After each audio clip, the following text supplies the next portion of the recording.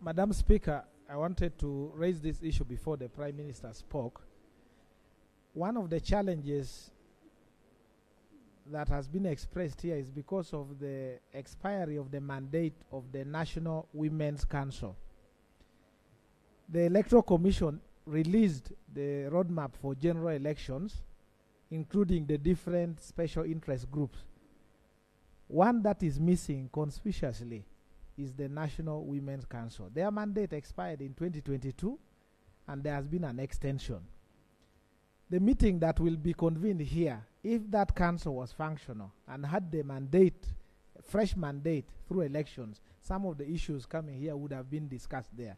So I wanted to bring to your attention first to require government to liaise with the Electoral Commission to explain why the election for National Women's Council of all the special interest group is missing from the general roadmap that has been released. What is so special around that?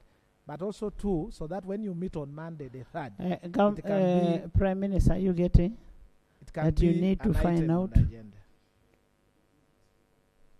Have you finished, Jonah? No. I was telling her to cause. But I can, Right Honourable Speaker, the question for the women missing on the roadmap, I think it was just an oversight. Yesterday we discussed it in cabinet. The women are supposed to be included on the roadmap, and yesterday's cabinet we raised it, and they are going to be included on the roadmap. I thank you. Can you get in touch with the Electoral Commission and let us know whether it was you're with them? So let's have that done, and we have the election for the National Women Council. Yes. Thank you, Madam Speaker. But Soroti has not finished. Soroti, you're not repeating on the issues of Women's Day. You ladies celebrate your Women's Day, but within the law and peacefully, in an orderly way. Thank you so much, Madam Speaker. And we should also be allowed to invite chief guests of our own interest. That is one of them. Okay, Madam Speaker, I want to say something on the issue of a 6-year-old child who was slaughtered in the toilet. Madam Speaker, in Soroti, Madam Speaker, there is vivid evidence about this slaughter, and I want to thank the police that have managed to handle the issue, and I want to request that as a mother, as leaders, we follow it up closely, because this team of people should actually, if it was under my reach, possibly would have also been slaughtered, because it is one of the children. It is evidence that one of the children testified. They should face the law. That okay, should Madam not come Speaker, from a leader like you. Should face the law and be worked on as they also worked on the child. Madam Speaker, this has raised tension in the city, and many of the people are really aggrieved about this issue, and we need the ministry. I was actually surprised with all the leaders of Soroti.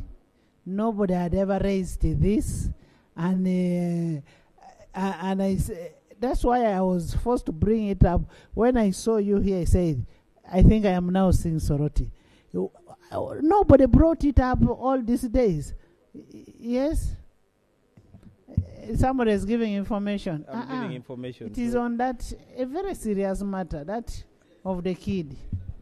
Thank you, Right Honourable Speaker. Right Honourable Speaker, that incident happened, but like the Honourable Member thanked the police and government for the swiftness in doing things. So immediately they took over, made arrests. Police is under government. Don't worry. Immediately they took over, they arrested the directors of the school. All the accomplices were also arrested, arranged to court. The school was closed, and it was, I think, it wasn't the first time it was happening. I think it was happening over time, but this time they were able to, with this child that died, it was really a sad moment. And indeed, this will not continue. We will ensure that there's more vigilance, and like you have stated in the opening remarks, you said that we should parent, because also this was a little bit of negligence from the matron. Even when the other child had seen the problem, she ran to the matron chased her away. And actually, it was even the children of the director who, when police asked them some few questions, they were able to submit in more evidence that implicated even the wife of the director. So I think government has done very well, and we are proud. We will proceed with ensuring that there's Honorable more. Minister, I thank you. Honorable Minister of Education, we want to know what action you've taken on such a school. We want to know what. Before you come, let's hear from Ebualu. Madam Speaker, we need justice. We need justice for that young girl, Joan Apio. That twin, you are a mother of twins. The girl they killed was a twin. And I can tell you, it was very traumatizing. There are schools that want to get rich because of rituals, because of doing sacrifices. They are killing our children. We trust our children to schools, knowing that the schools will take care of our children. If you are the ones killing our children, where do we take our children? Madam Speaker, I want to request you. Our inspectorate in the country is dead. Which inspectorate? The inspectorate, that is the education inspectors.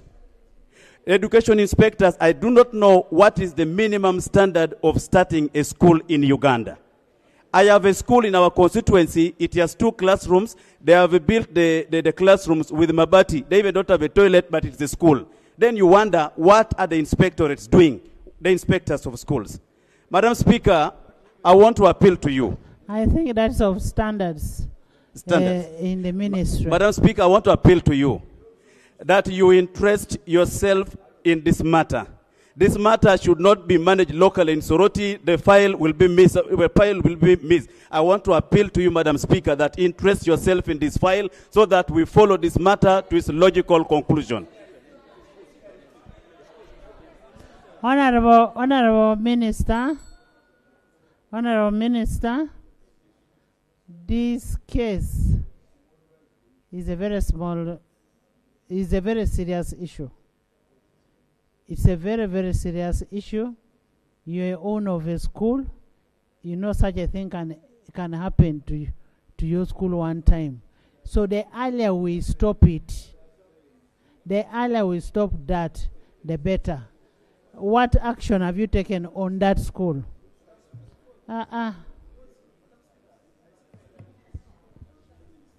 Thank you very much. Wait.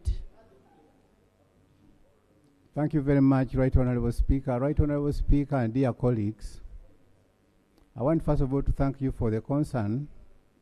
This is indeed a very serious matter that we should not joke over it. It's true there have been those cases, and the police has taken it up, has started the investigations. We hope as a ministry that the report that will come from police will give us a direction. But it's also true that what we have agreed as a ministry is to improve on the inspection of these schools. Right Honorable Speaker. And our team has gone out and they're trying to do their best to see to it that all the minimum basic requirements are adhered to. I submit, Right Honorable Speaker. So what have you done to that school? Pardon? What has been done to that school? Right Honorable, the inspector, my team has gone on site and they're compiling a report. And the school. Honorable Minister, you need to take keen interest in that school. You need to take keen interest. Yes, Shadow? Thank you, Madam Speaker. Madam Speaker, I want to thank you for raising this matter. And what I'm saying here is in a good spirit. You see, a school, Madam Speaker, can only survive if its triangle is functioning very well. Parents, teachers, and the children. What we need to do as the Ministry of Education, and even our side, we can give support. Whether you have minimum standards, they must be improved. We have challenges now. One of the information you have, Madam Speaker, is that one of these children killed himself because he wanted 1 million as pocket money. Or 2 million, I think something like that. Once, Madam Speaker, honourable members. That is a different version. It's a different version. That's a different version. Yeah. We are talking about a young girl slaughtered in a toilet, where an outsider came and slaughtered a kid in the toilet. You get it, eh? Madam Speaker. Listen. Now, the other one where a boy wanted 2 million shillings is different from what we are talking about. And that's where we are saying, now this calls for parenting. It calls for parenting. You should know what to do with these kids who are in adolescent stage. When a kid asks you, this is what I want, and we tend to spoil our children. You and me who think we have money, every time you want to give this kid a lot of money, at a time when you don't have, then this kid, you'll face it. Madam Speaker, that's why I began by talking about a triangle. Already the Minister of Education, why I was talking about standards, we have a challenge. There are children of 3 years who are in boarding section, and these are nursery kids. Secondly, Madam Speaker, why I'm insisting on my issues I'm giving, the challenges we have, me as a minister, we have to revisit the minimum standards. Madam Speaker, as we talk now, do you know, there is what is happening in schools, end of year party called the promo. Parents are all sweating. All these are challenges, and they cause anxiety in the children. One parent cannot afford giving a daughter of his makeup and dressing, which is worth 3 million above the school fees he pays for 1 day. And then a chopper is taken to a school where a child is going to move with a chopper to get her friends and all that. A limousine. These are challenging factors that are causing anxiety and can end up making children kill themselves or fight others.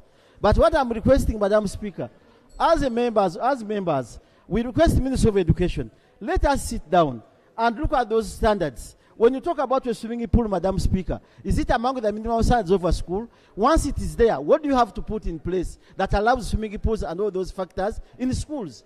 The moment you don't have them, challenges are on parents, challenges are on school owners. Madam Speaker, I can tell you one scenario. One time I went to a boarding school. A child, they allow them to call their parents at 100 shillings per minute. A child talked to his mother for 10,000 at 100 shillings per minute. Now, you gave my child to a boarding school. Now, at school, you are calling me above 1 hour.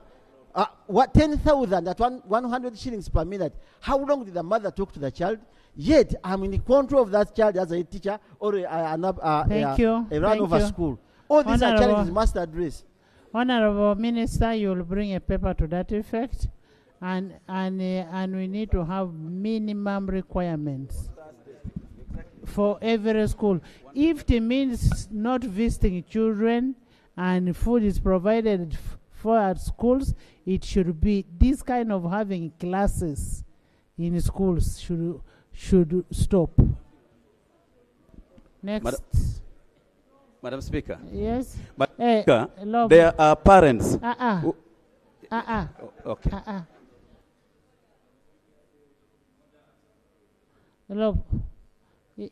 Cow. Thank you very much, Madam Speaker. Madam Speaker, I come to salute your clarion call which you have made on the importance of parenting. And Madam Speaker, it takes two to tango. It has to be women and men to have those parenting skills successfully. But Madam Speaker, I'm reminded of a little known date every other end of year. It is 19th November. It is incidentally the International Day of Men. And I have admired the energy, the zeal, and the zest that you have demonstrated in promoting the observance of the International Women's Day. And all of us men will be supportive of that, I assure you, Madam Speaker. We shall throw our weight behind your invitation. But to be impartial, to be inclusive, to exhibit equity, I wish you would equally demonstrate same energy in promoting the International Day of Men on 19th November. Thank you, Madam Speaker. Honourable members, we will do that on 19th November on the Men's Day. A woman, we need to coexist. And for us to coexist, you need a man and a woman together. Yes, Honourable L.O.P. Thank you, Right Honourable Speaker. Honourable Speaker, for those of you who don't know, Honourable Nambeshe, the Chief Opposition Whip, is a presiding apostle. So he fights for the rights of women and men collectively. Honourable Speaker, firstly, I want to appreciate the statement you have made that our women leaders should be able to celebrate with their constituents. Hopefully government this time round will behave to that bare minimum. It is okay for those that would want to attend the national celebration, but a woman MP can choose not to even go there. I don't think that's a crime. And she organizes her own peacefully to meet her voters. I don't see anything wrong or illegal about that, Honorable Rusoke. After the national celebration. Absolutely, absolutely. It could even be on another day. That's okay. So she can go for the national one firstly, and then organize her own to be able to connect with her voters and even tell them about the work that they do here in Parliament. I think that that should be all right. Right Honourable Speaker, a colleague wants to give information. If the woman MP for Bukedia allows that information. When I'm seated here, I'm not a woman MP of Bukedia. Thank you so much. The Speaker has not given you permission. He asked the woman MP, who is not here. Right, Honourable Speaker, I was tapping into the woman leader in There you. is an order. Anyhow, There is an order.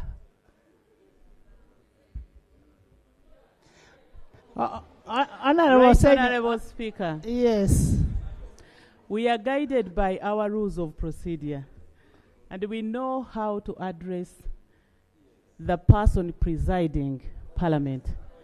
I've heard my friend, the L.O.P, mention about the woman member of Parliament for Bukedia allowing a member to give information. And therefore, is he in order, really, to disregard what the rules of procedure dictates? Is he in order? Thank you. Is this a market? Thank you.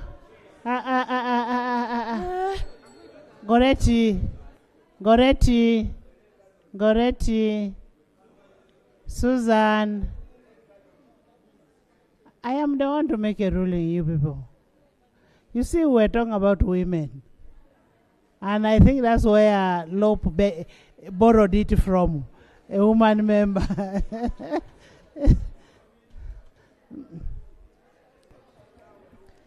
Honourable Speaker, thank you for updating the Minister for Energy, who came late today. I will proceed in earnest, Right Honourable Speaker. Honorable Speaker, I would... Honorable members, we have a lot of business on the order paper. Honorable Speaker, I want to firstly give a quick update to the House. Last week I raised a matter here, and I tabled names of persons that had been abducted. And the families and lawyers, and we, their fellow leaders in our party, we were struggling to establish the whereabouts of these people. I want to give an update now that I raised this matter and you allowed me to table the names. Those people were released by security forces, and so I thought it's important that I bring that update back to the House here. Thank you. They were released by security forces, not thugs. And that's the important thing, right, Honorable Speaker, because the way they were picked up, no one could tell which kind of people these were. And so now that they were released, in fact, some were released from police stations. There is an order.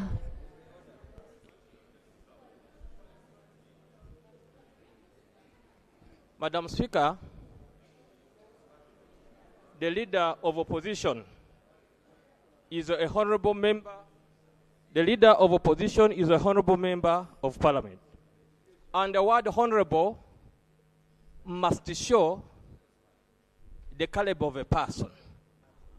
Madam Speaker, the Honorable L.O.P in his submission has used a very bad word to call the forces of this country, a word that I cannot mention, because when I mention, my people of Busia will say I'm not a honorable member.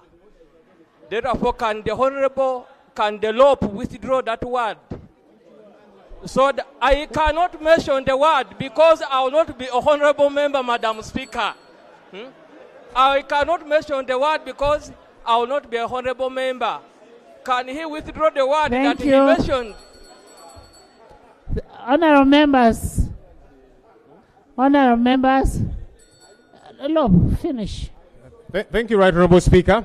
Honorable Speaker, I want to appreciate the Honorable Macho. I see he's very smart today. Which word did you? I don't know. Are you sure I mentioned that? Right Honorable Nabanja? Can you prove that? I'm challenging you to prove that. Honorable members. I'm challenging you, Honorable Prime members. Minister. Honorable Prime Minister. You sit down, you even came late. Honorable Speaker, let me proceed. L.O.P. Honorable members, on Thursday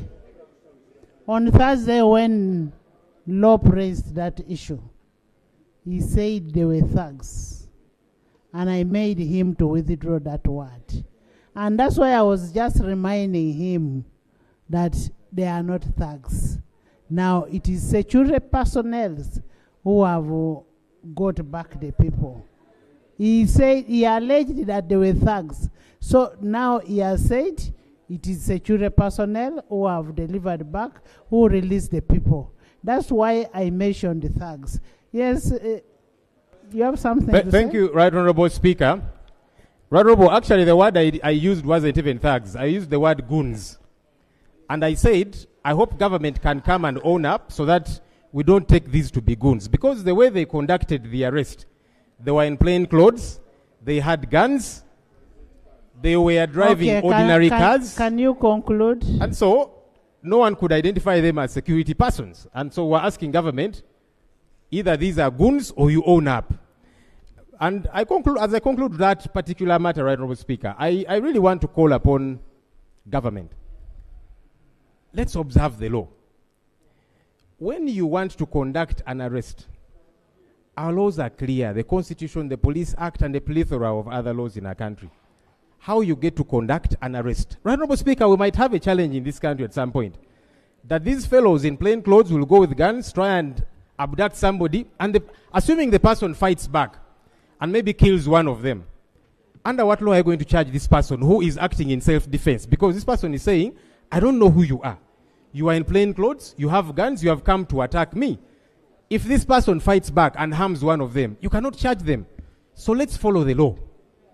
That's my appeal, and I hope that we can get to do that. Honorable Speaker, in similar vein, I again want to call on government in following the law. Our Constitution, Article 27 thereof, provides for a couple of things.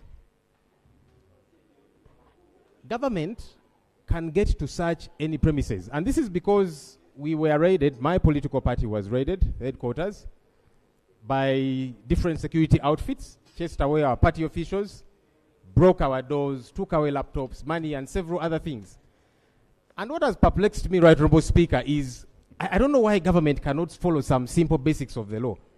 No one stops you from conducting a search, even at my house. You have a right to conduct a search. But one, come with a search warrant. Two, let me be present. We have keys to our offices. Why do you have to break? Yet we have keys and we can open for you. Can we follow these simple precepts of the law? You have a right to conduct a search anywhere, by the way.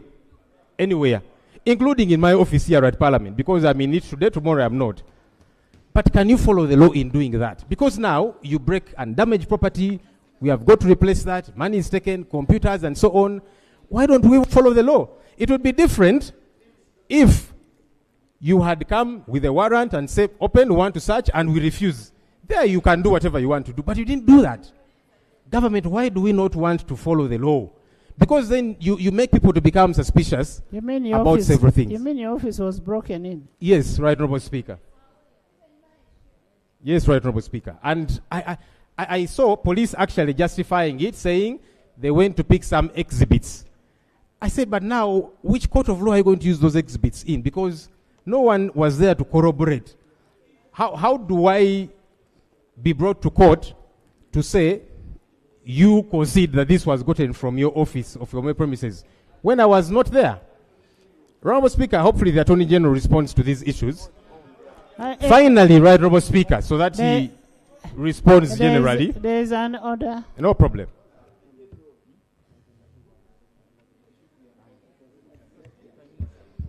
Right Honorable Speaker, and honorable members, like you said, Parliament has got a lot of work. Whenever we come here, you are dragged, Right Honorable Speaker, into unfounded allegations. Unfounded allegations. And I believe the reason is to make government look dirty. This government has protected Ugandans, and that's why in my presence as a leader of government. Are you in order?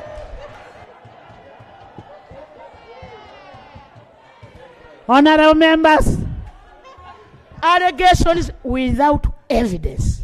Are you in order? Honorable members, honorable members, honorable members, honorable members. When I asked the L.O.P that your mini offices were raided, because I didn't know that they were raided. I didn't know. Actually, I didn't know because I'm not there to hear whatever happens. I was only very disappointed when I saw my old men from Teso. And I'm going to follow those old men paraded in new offices. Why would an old man? Is that the place that gives out money for compensation? Compensation is given from Parliament. We are not going to allow this. You will not do this in Teso. Right Honorable Speaker,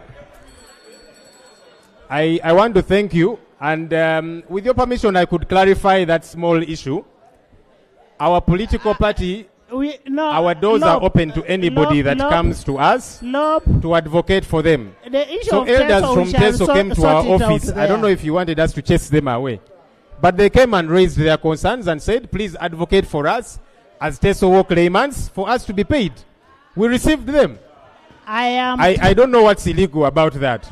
But let me not be distracted, Right Honorable Speaker. Honorable Attorney General, he says he has a list. He's talking about a list that Right Honorable Speaker,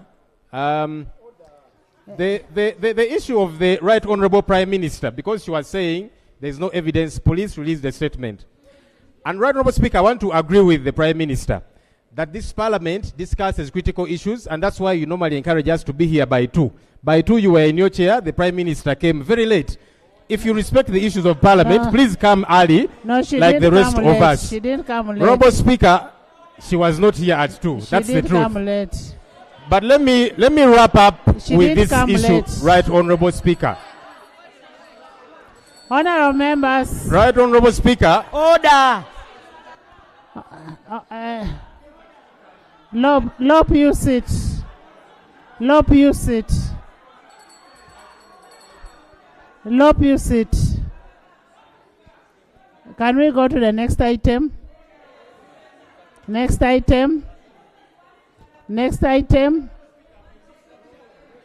Next item. Motion. We will handle your issues. Next item. Motion for a resolution of Parliament to authorize government. What is your issue? Thank you, Right Honorable Speaker. In fact, I would have been done had I not been interrupted by the Prime Minister.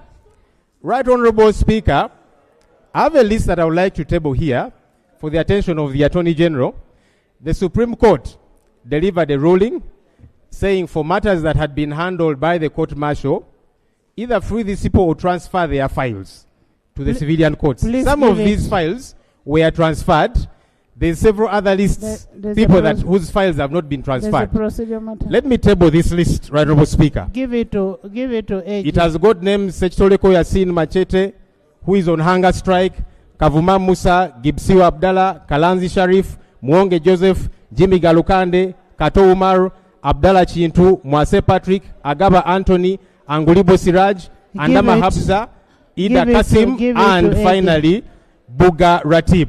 These people were remanded by the court-martial, which no longer has authority over them. When are their files going to be transferred to the civilian courts like everybody else? Because their being on remand under the court-martial has got no place in the law.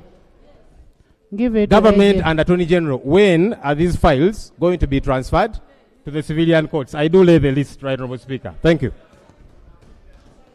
Honorable members, when you make the House unruly, you'll miss out even to speak what you're supposed to speak. But I want to reiterate this. And this information goes even to the people out there. This madness of parading our old parents, huh? Order to who?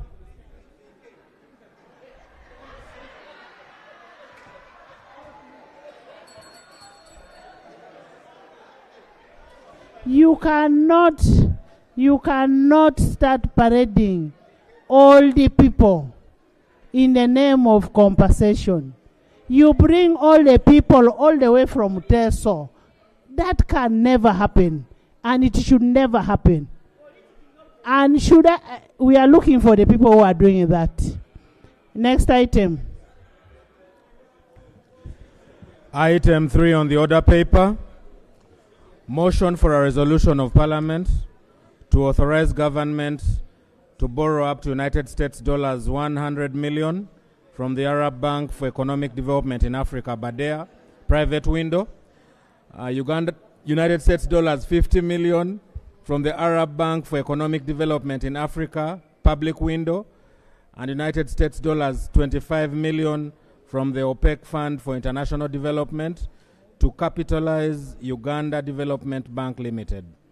2, to authorize government to guarantee Uganda Development Bank Limited to directly borrow up to United States dollars 40 million from the Islamic Development Bank. United States dollars 30 million from the Islamic Cooperation for the development of the private sector, and United States dollars 30 million from the International Islamic Trade Finance Corporation. Oh, he's on the run. I've left. I've not stopped. He's on the run. Yes.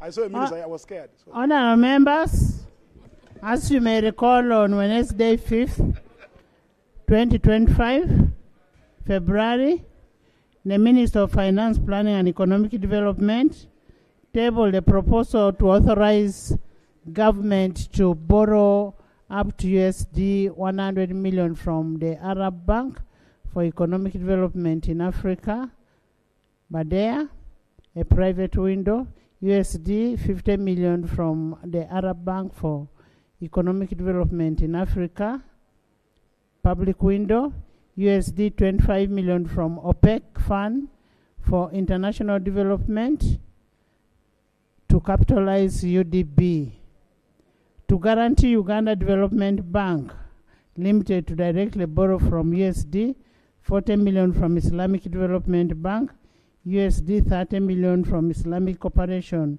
for development of a private sector, ICD, and USD 30 million from International Development Trade Finance Corporation.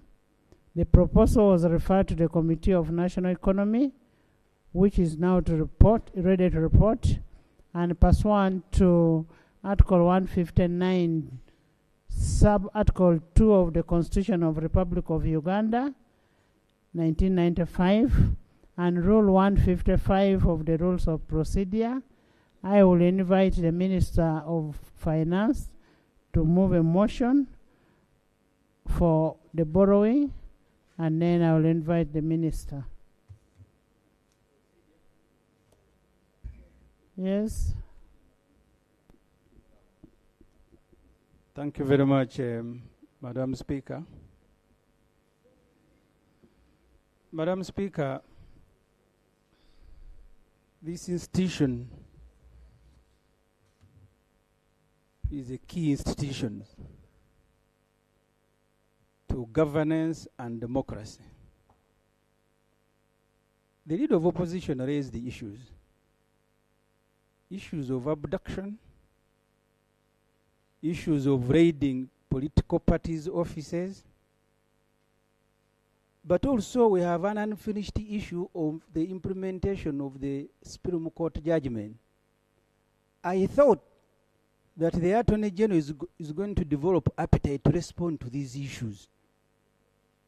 Because, as far as I know, you have partially transmitted files. There are other people who are still crying there before they are in jail. Their warrants ended. I thought you will brief Parliament, because Parliament, I want to thank you, Madam Speaker, on this issue. But I'm raising a procedure. I don't know what's wrong with people who put on military uniforms when they are civilians. Because in the military, there are no procedure. Is that what you want to suggest, Honorable Abe? When others are raising procedure, you wait. Procedure are not raised concurrently. So, Madam Speaker, I want to seek for your indulgence for the Attorney General to lay the fears, not only of those of us who are here, but the country, on issues of abduction, issues of raiding political parties' headquarters, but also issues of getting everybody who has a file, like the Supreme Court ruled, transferred. When are they going to be transferred? You cannot transfer them at leisure. Honourable members, I am happy that the rules of procedure were made by us in this House. And when I see senior members of Parliament not respecting the rules of procedure, I want to refer you to Rule 2222, reconsideration of a decision of the House. It is out of order to attempt to reconsider a specific question. Remember, that question was raised and it was forwarded to Attorney General. Attorney General cannot give you a feedback. We have given him the information and is going to come back to the house and give you a feedback. He does not keep those people in his brain. Those people are somewhere. He has to go and consult and find. The other day you raised an issue, and I am happy you have come back to say the issue was solved, and that issue will equally be solved. We are here to work for people outside there. We are not working for ourselves. It is to our best interest that everybody is peaceful in this country. Next item. But Madam Speaker, the same rules as you have cited them, they here limit the interaction of the Speaker. Reason is that the rules don't want the Speaker to be the one answering on behalf of government. Honourable Minister. Yes. Madam Speaker. Maybe before you bring a procedural matter, Honourable Minister, are you going to move an omnibus motion, or you're going to handle one by one?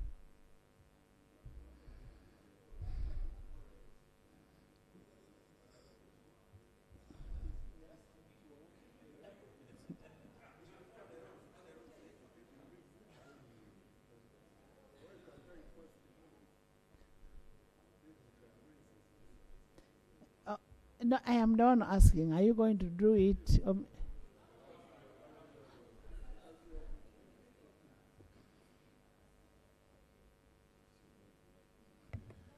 Thank you, Right Honourable Speaker. Right Honourable Speaker, my motion is consistent with the item which appears on order paper. Madam Speaker, pursuant to Article 159 of the Constitution. Procedure. Thank you, Right Honourable Speaker. Madam Speaker, about a month ago, the Minister of Finance presented to this House the National Development Plan 4. When the committee reported, you kindly asked this House to give what I consider to have been an interim approval. And the wording of the Act, National Planning Act, Authority Act, is that we approve and adopt.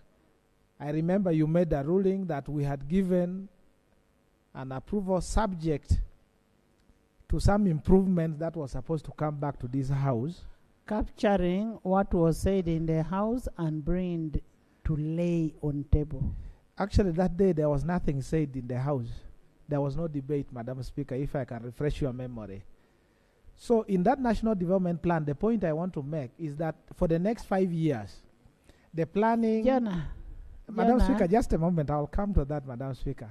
I just beg your indulgence. The next 5 years, whether it's under NRM or the next government, development is expected in each and every corner of this country. What we had observed, Madam Speaker, in that draft National Development Plan, there was serious imbalance. I went and did an analysis. Out of the total budget to implement NDP 4, there is a particular region that is taking 50%, more than 50% of the budget that is going to be spent in the next 1 year. And yet, when we are here, we borrow money that each and every citizen of this country pays that loan.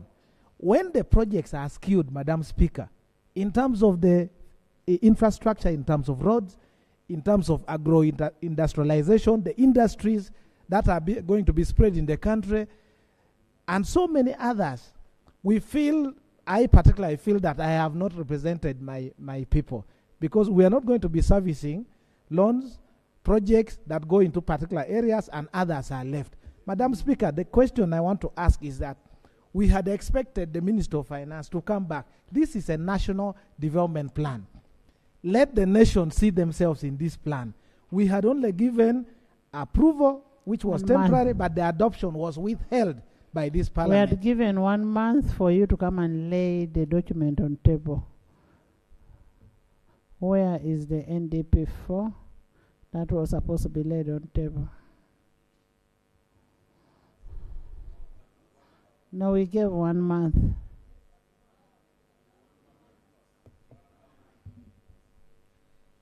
Thank you, Right Honorable Speaker.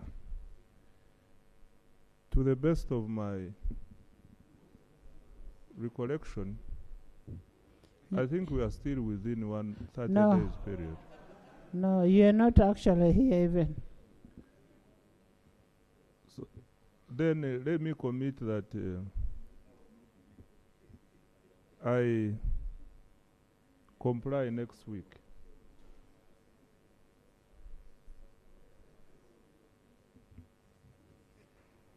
So can I go ahead? Which date? Next week.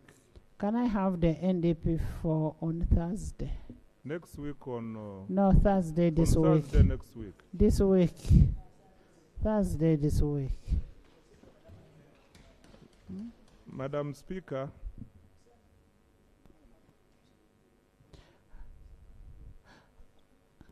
Honorable Prime Minister is asking for Tuesday. It's okay. It's okay.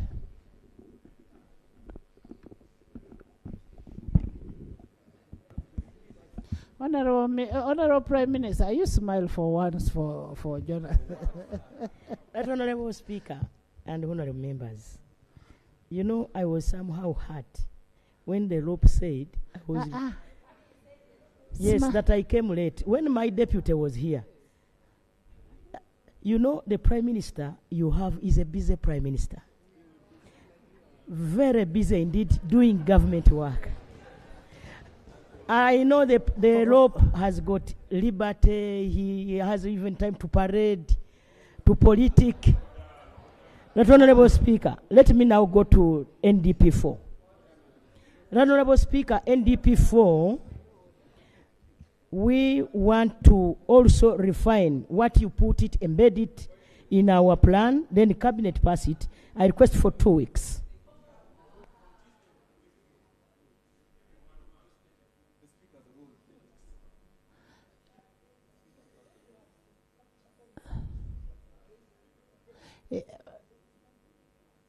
It's okay. Let's have it. Even the 2 weeks will pass. Yes, so long as we have a commitment from you. Honorable Kema, Mr. Kema, get for us the date of 2 weeks. So that we have it on record that the NDP 4 will be laid on such and such a date. Yes.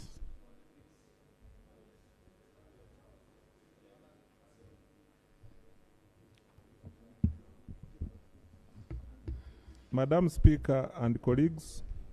Maybe before you move your motion in the public gallery this afternoon, we have a delegation of district leaders from Kakumiro district.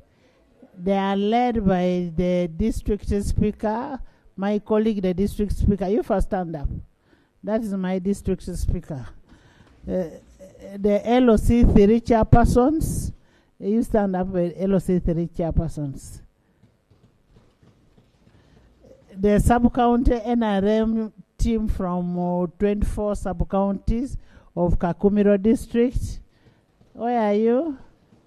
You're welcome. And they are here, they're represented by none other than Majegere. By Honorable Nabanja Robina, Honorable Biamukama Fred, Honorable Tracy Josephat, and Honorable Agaba Aisha. You are very good leaders. And who are you to have a Prime Minister? Meaning that you're very special people. You're very, very special people. You're most welcome. And thank you for sending us very good leaders. Most welcome. Join me in welcoming the Kakumiro people. Thank you. Yes.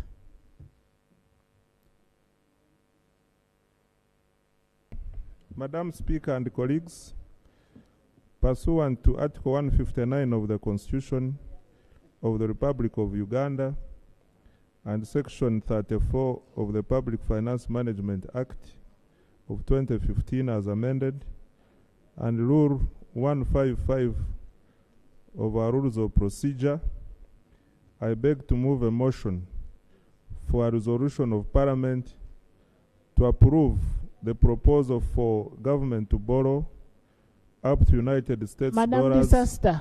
100 million. Disaster. We have issues of disaster. You don't go.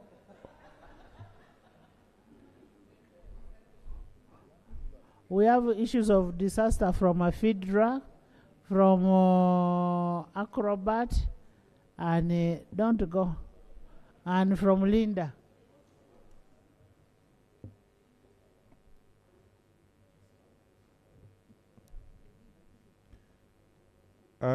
Let me repeat.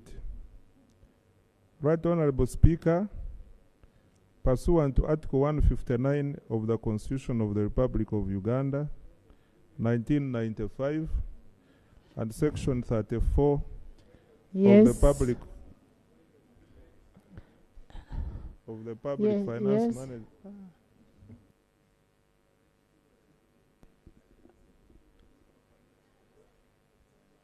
Madam Speaker, when we come here, we are national leaders. The point of privilege I am raising, my assignment supposed to go to every corner of the country. But I heard you, Madam Speaker,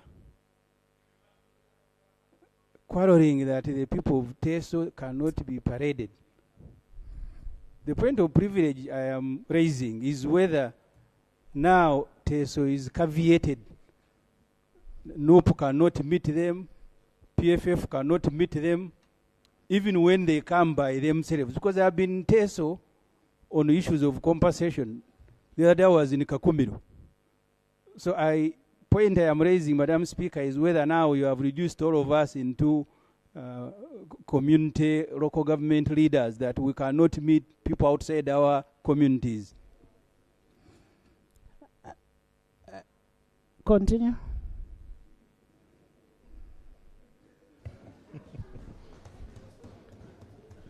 Right Honorable Speaker, in line with Article 159 of the Constitution of the Republic of Uganda, Section 34 of the Public Finance Management Act, and Rule 155 of the Parliamentary Rules of Procedure, I beg to move a motion for a resolution of Parliament to approve the proposal for government to borrow up to US dollars 100 million from the Arab Bank for Economic Development in Africa, Badea private window, United States dollars 50 million from the Arab Bank for Economic Development in Africa, Badea public window, and US dollars 25 million from the OPEC Fund for International Development to capitalize Uganda Development Bank Limited, and also guarantee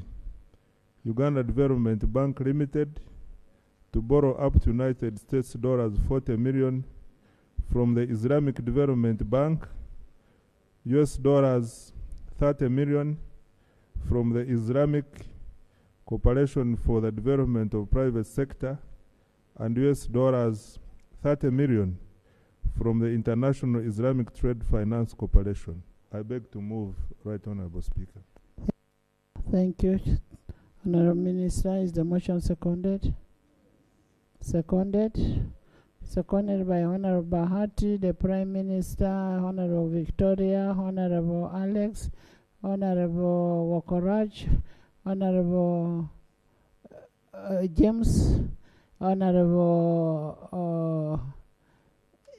Jane, Linda, Edie, Jessica, Disaster, Honorable Disaster,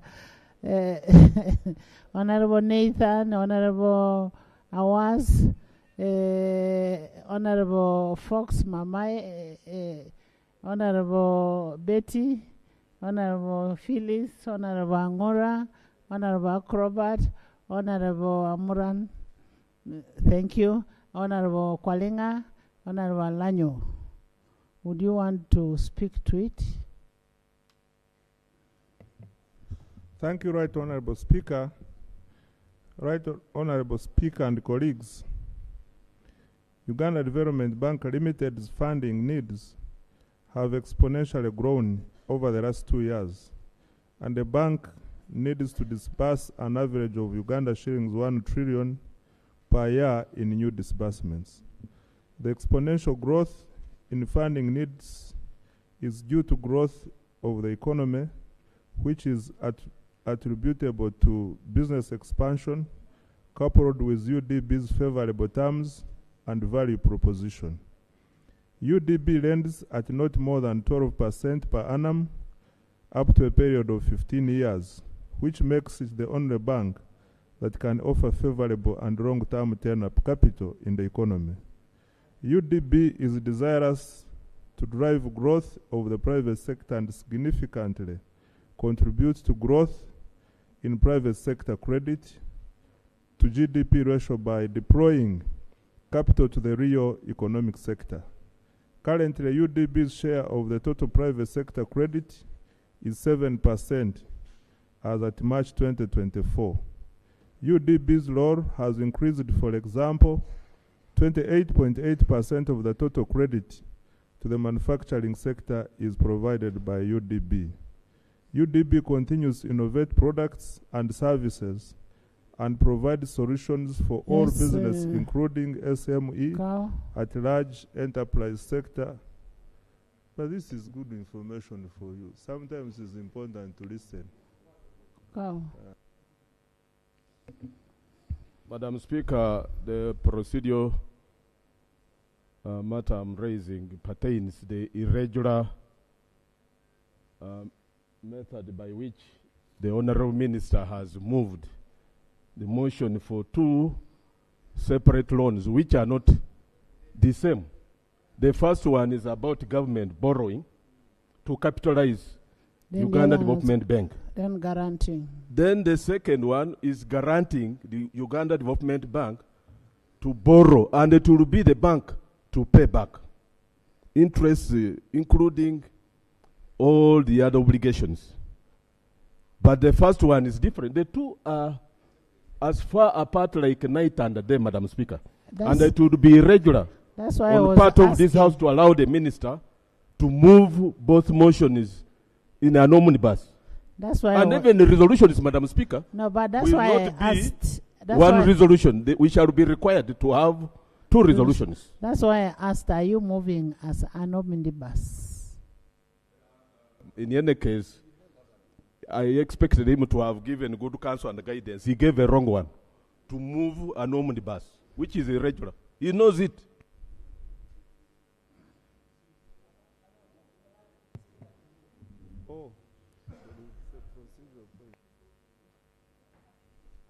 How was the loan presented?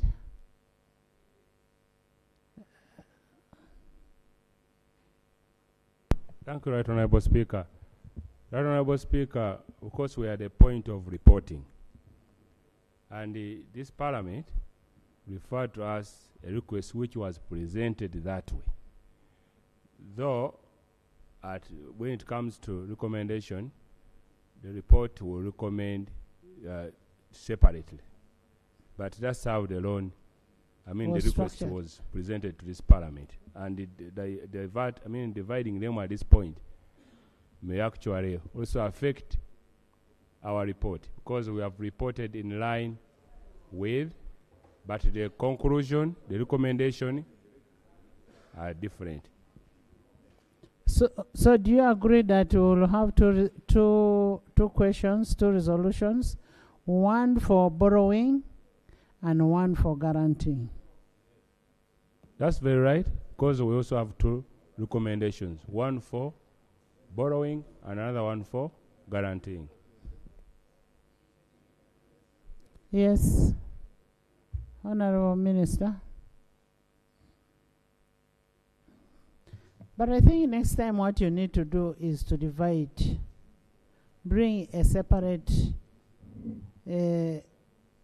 request for borrowing and then a separate one for guarantee.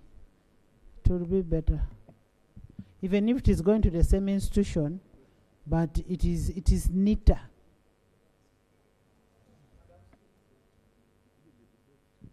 Today have we come to work or we have just come to procedure? Why don't we work, my friend?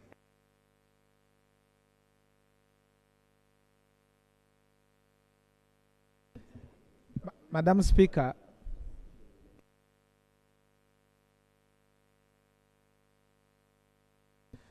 Madam Speaker, I wanted to get your guidance. The manner in which we process business here is by items on the order paper, and the order paper is the preserve of the Speaker. And at this time I came because there were items listed on the order paper as item 4 and 5, which are separate. And I'm now getting worried when the minister is attempting now to navigate around that. That is your prerogative, Madam Speaker, that we process item by item. And that is what we have on the order paper. Let's first look at the borrowing. Let's look at the borrowing.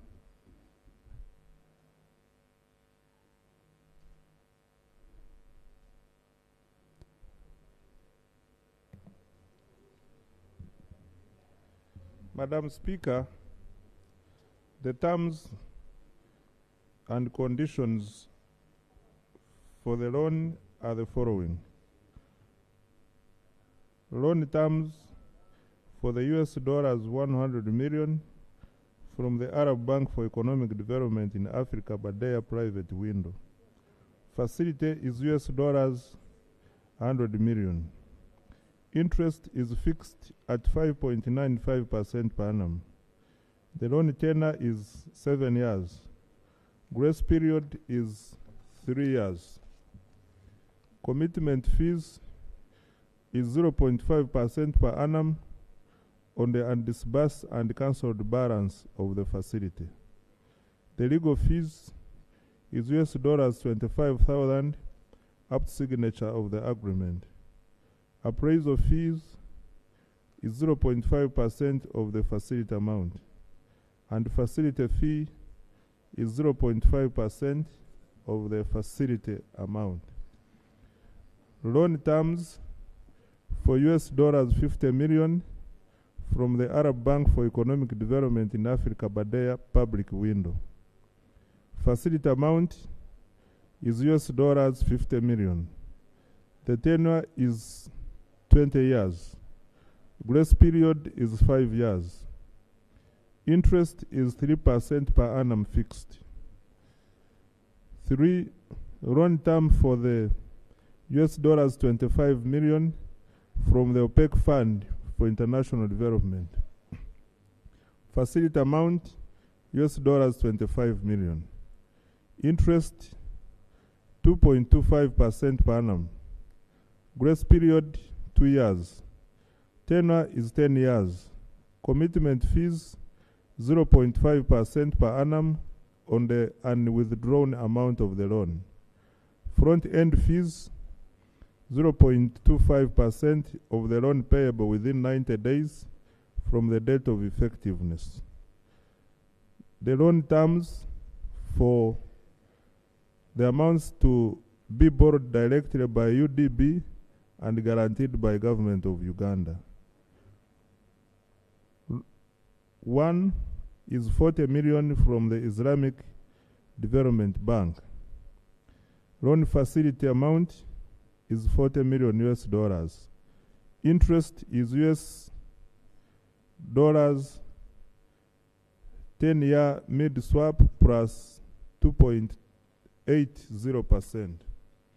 Grace period 2 years. Tenure is 10 years.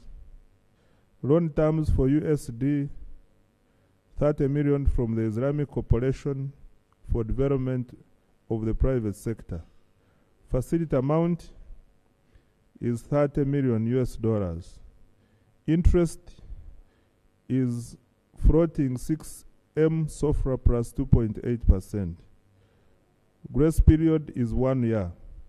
Tenure is 7 years. 3. Loan terms for the US dollars 30 million from the International Islamic Trade Finance Corporation. Facility amount 30 million US dollars. Interest is term SOFR plus 2.5%. Grace period is not applicable here. The tenure is 1 year revolving. Honorable colleagues, the detailed conditions for the loan are reflected in the main report as the chair will also present. Madam Speaker and colleagues, I now request Parliament the following. 1, to note that the effort government has put in place to support the private sector development, and 2, approve the request in line with Article 159 of the Constitution of the Republic of Uganda, and yes, Madam Speaker, with this I beg to move. Thank you. Honorable Ministers, person in charge, UDB, what is our loan portfolio with UDB?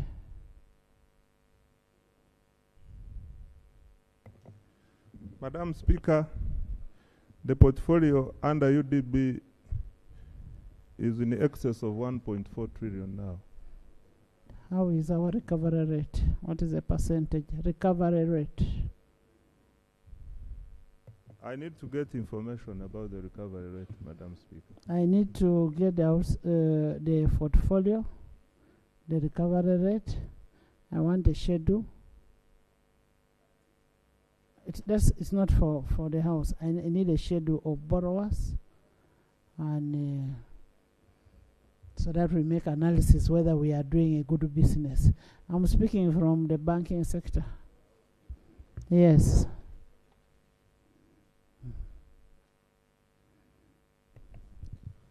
Thank you very much, Madam Speaker. Madam Speaker, before I read the report of the Committee on National Economy on the proposal to borrow up to $100 million from the Arab Bank for Economic Development in Africa, BADEA, private window, $50 million from the Arab Bank for Economic Development, Africa, BADEA, private window, and $25 million from OPEC Fund for International Development, OFID, to capitalize the Uganda Development Bank Limited, and guarantee Uganda Development Bank Limited to directly borrow up to $40 million from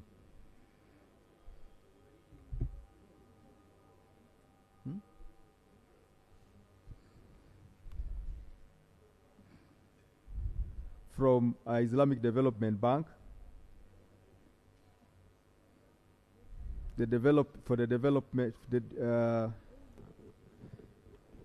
me begin it afresh. And to guarantee Uganda Development Bank Limited to directly borrow up to $40 million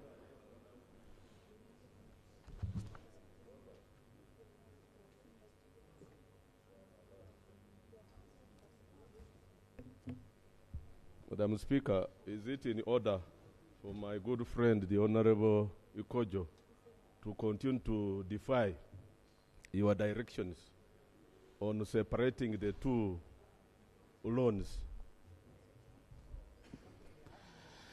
Honorable Ikojo. And he has virtually no report to furnish this House with. Honorable Moreover, members, the approvals will be done separately for the two loans. we are going to do approval separately, but honorable members, you are the same people who accepted this report when it was laid on table. You should have said that let's have it separately. It was brought like that, and maybe it was an oversight that you just agreed like that.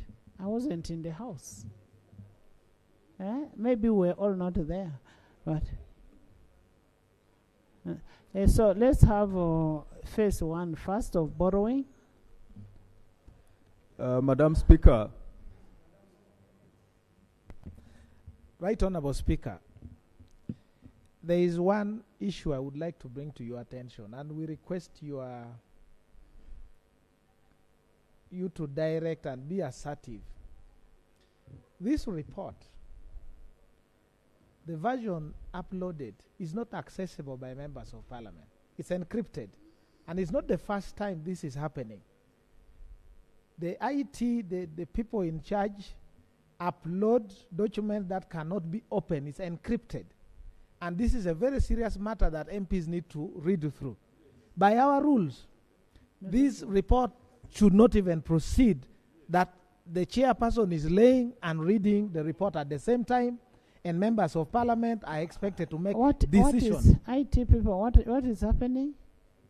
It was put 5 hours ago, and this is not the first time I'm observing this. They usually encrypt it. You cannot open it on the iPad. You'll see the item, you open it, you cannot access it. Once we are seated here, they now display for members of parliament to read through as if we are in a nursery So school. what was the use of giving us the iPads? Yes, that must cease, because we can actually, if the House is serious, this report can be stayed for 3 days to allow members of parliament. Borrowing is committing this government, committing Ugandans present, in the past, in the present, and in the future.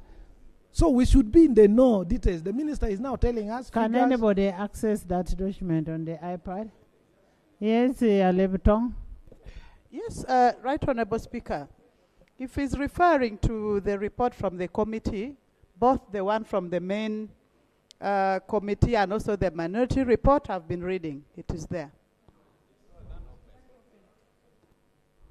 Madam Speaker, my point is, and you are the custodian of the rules, these reports are not supposed to be uploaded, and when we are here, we must access it well in advance. And this has been happening with so many, even bills. Okay, and it shall not happen again. It will not happen again. Do you even read, even if I give you time? Stop that thing of saying we should be given time. If Oduru said, I would really accept it, because you will read. You go ahead. Right Honourable Speaker. Right Honourable Speaker, I seek for your indulgence that you allow me read the report the way the committee has prepared it, since the report was referred to the committee in that manner.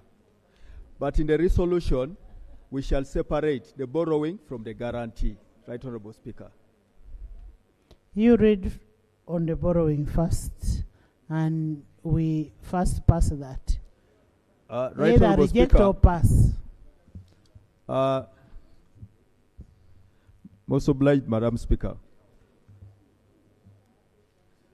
Madam Speaker, the Minister of Finance, Planning and Economic Development has already made a presentation, has already summarized the borrowing that was referred to the Committee on National Economy.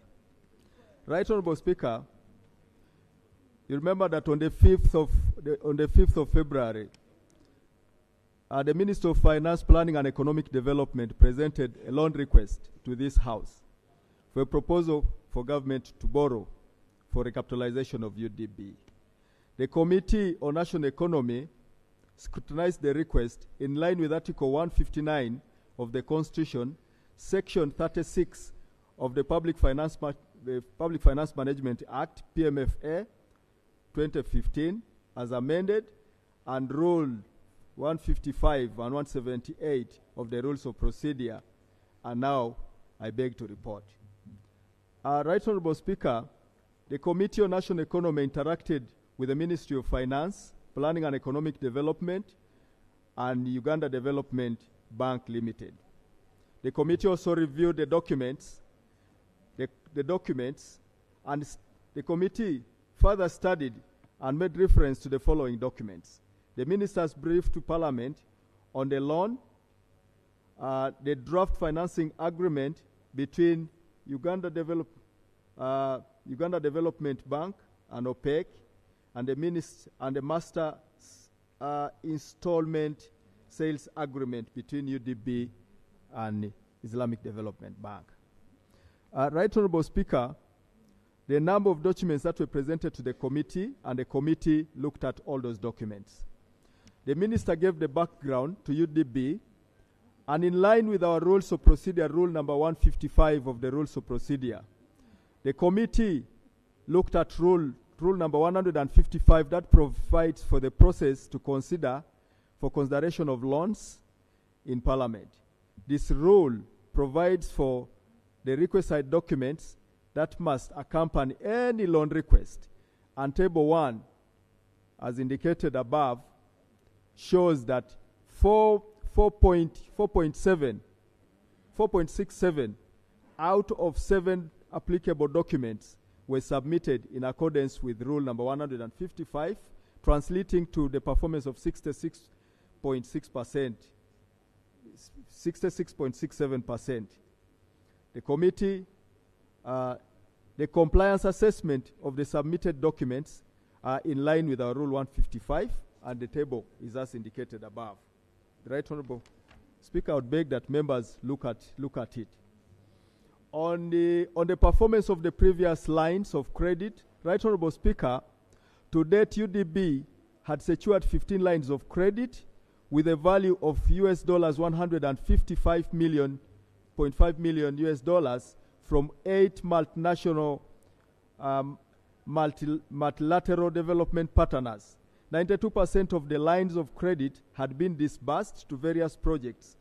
Out of the 158.5 million extended to the bank, UDB is servicing the interest payment on 10 credit lines worth $117 million as attached.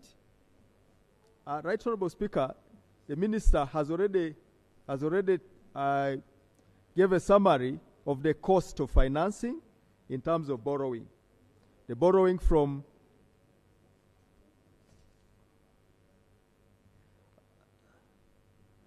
the loan from the Arab Bank for Economic Development private window of 100 million shillings, $100 million. The Minister has already. The total loan of $100 million is for a period of 7 years with a grace period of 3 years that the Minister has already given. The loan has a fixed interest rate of 5.95% per annum. The facility also attracts other costs, that is legal, appraisal, commitment, and the facility fee as indicated in the table above. Right, that is on borrowing. Right Honourable Speaker, still on Arab Development Bank in Africa, Badea, public window, $50 million is to be borrowed, was to be borrowed with a maturity period of 20 years, 5 years grace period, 15 years of loan prepayment, and the interest is fixed at 3% per annum. In the interest of time, Right Honourable Speaker, I'll request that the members go through the conditions of the loan as per requirement of Article 155 of the Constitution, that Parliament shall approve the loan, the terms and conditions of whatever borrowing that government decides on. Right Honourable Speaker, the committee on its recommendations, allow me go direct to the recommendations, if possible.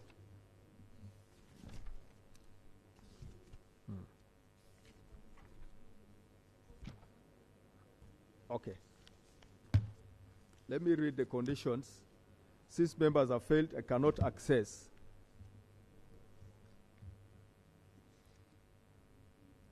The total loan amount of $50 million is for a period of 20 years with a grace period of 5 years. The loan has a fixed interest rate of 3% per annum. The conditions to the loan. The conditions precedent to the initial utilization of this facility includes, among others, the following. Conditions precedent to effectiveness, entry into the facility agreement, receipt of internal and external legal opinions in form and substance accepted to the lender, the receipt of a signed subsidiary agreement between the government of Uganda and UDBL, payment of appraisal, facility, commitment, and legal fees, and any other condition that the lender may reasonably request. Condition B, conditions prior to the first disbursement, declaration of effectiveness of the agreement, submission of names and specimen signatures of the persons authorized to sign disbursement applications, and to deal with all other issues related to implementation of the agreement, and all other conditions as may be agreed by the parties as conditions to first disbursement. Table 5 is on the OPEC Fund for International Development. The loan amount is 25 million. The maturity period is 10 million, is 10 years. The grace period is 2 years. Repayment period is 8 years. Interest rate is fixed at 2.5%, as stipulated by the minister. The facility fee is 0.25 of the loan, payable within 90 days from the date of its effectiveness. Commitment is 0.25% per annum on unwithdrawn amount of the loan. The loan amount of US dollars 25 million is for a period of 10 years, as already indicated. The conditions to the OPEC loan. The conditions precedent to the initial utilization of this facility includes, among others, A, satisfactory evidence that the execution and delivery of this loan agreement is on behalf of the borrower. However, on behalf of the borrower, have been duly authorized and approved according to the constitutional requirement of the borrower, and B, a legal opinion issued by the Attorney General confirming that this loan agreement has been duly authorized and approved by the borrower and constitutes a valid and binding obligation of the borrower in accordance with its terms.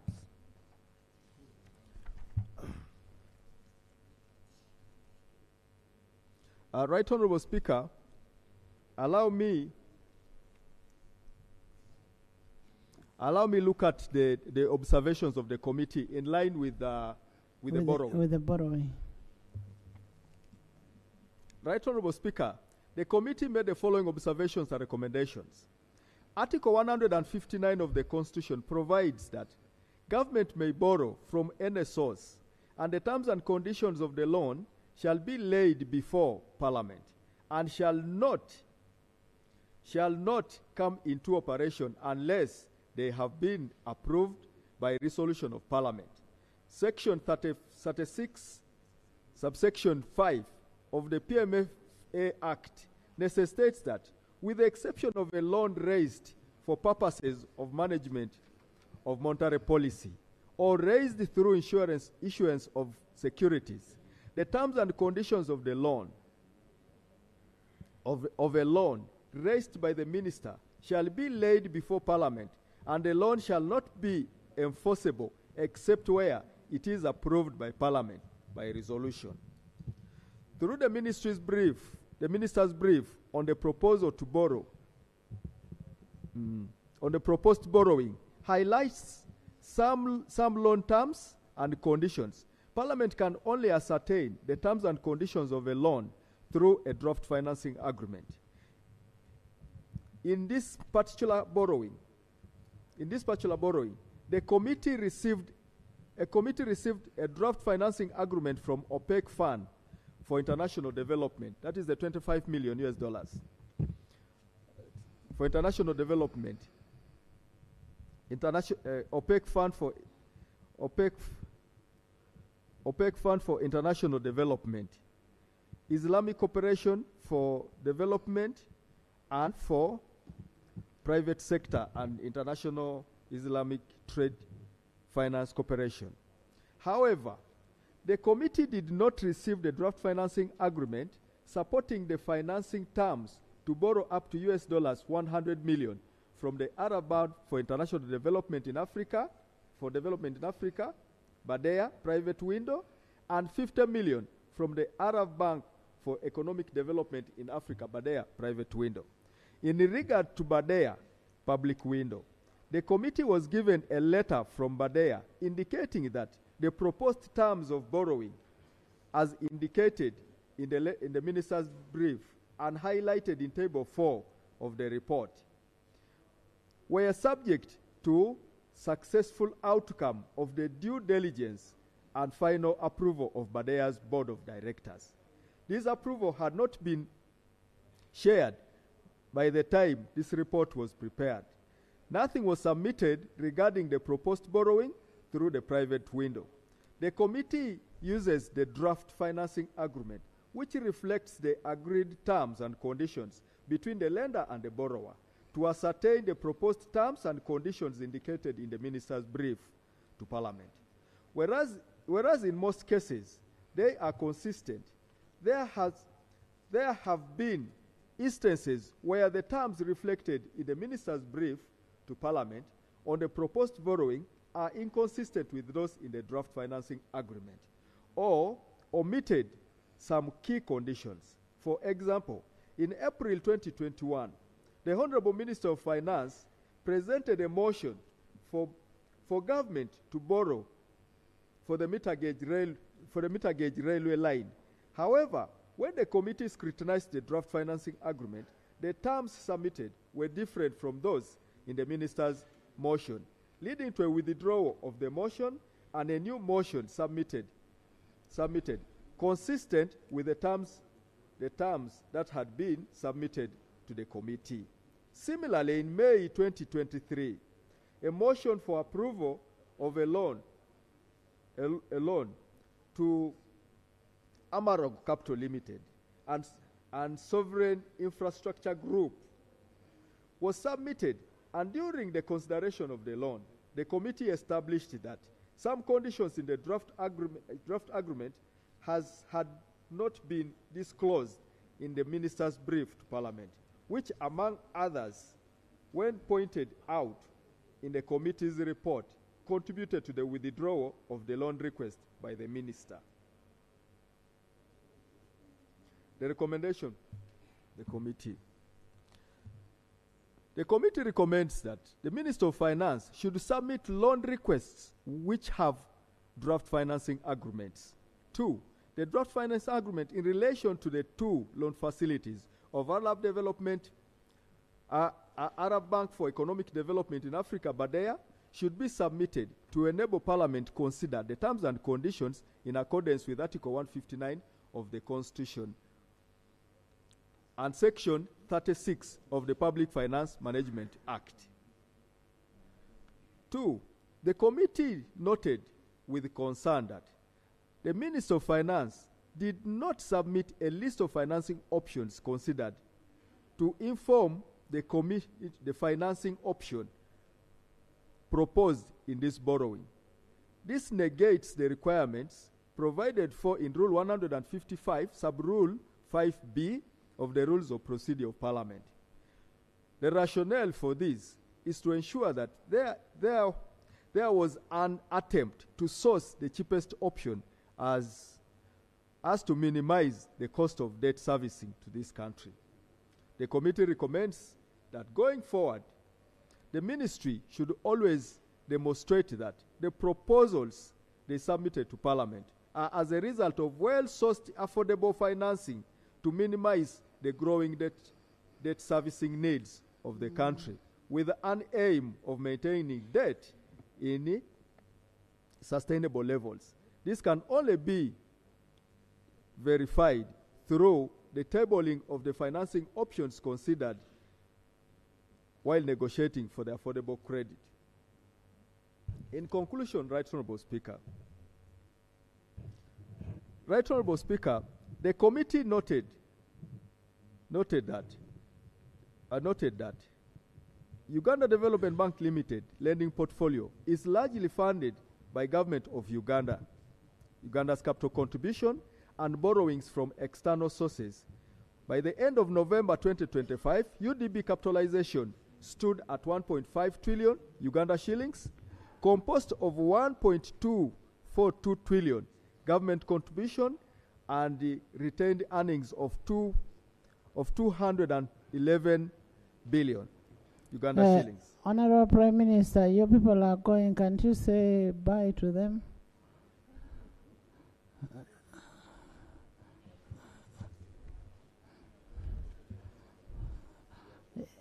Your voters. But before you say bye to them, first tell us the UDP outstanding loan portfolio. Right, Honorable and then Speaker. the percentage of recovery rate.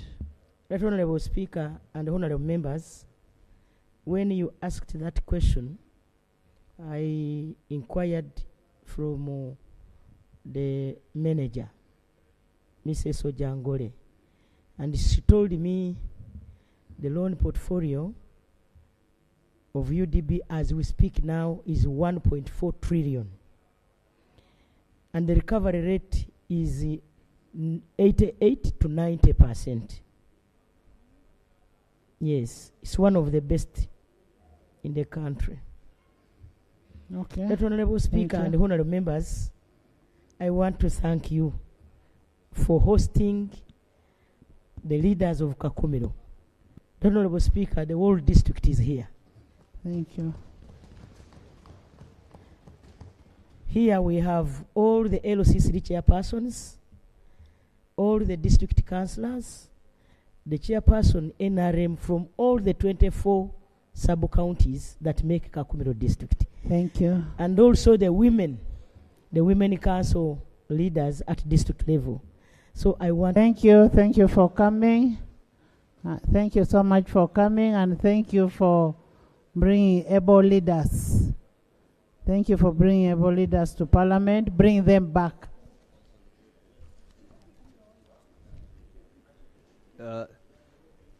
Thank you. Thank you very much, Right Honorable Prime Minister, for as you conclude, waving at your people. As I conclude, Right Honorable Speaker, on the borrowing. The bank, however, remains undercapitalized, thus limiting the bank's ability to carry out its core business and mandate. Right Honorable Speaker, Uganda Development Bank Limited's funding needs have exponentially grown, as indicated by the Minister in. The committee wishes to inform the House that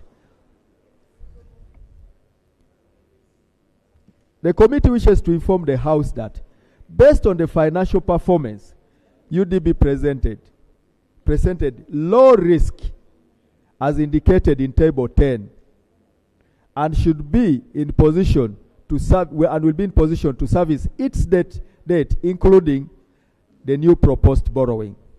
Right Honorable Speaker,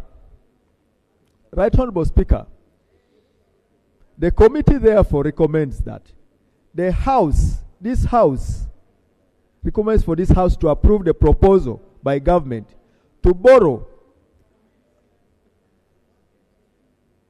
The committee recommends the House to borrow up to $25 million shillings from OPEC Fund for International Development to capitalize UDB. Right Honorable Speaker, in light of the above,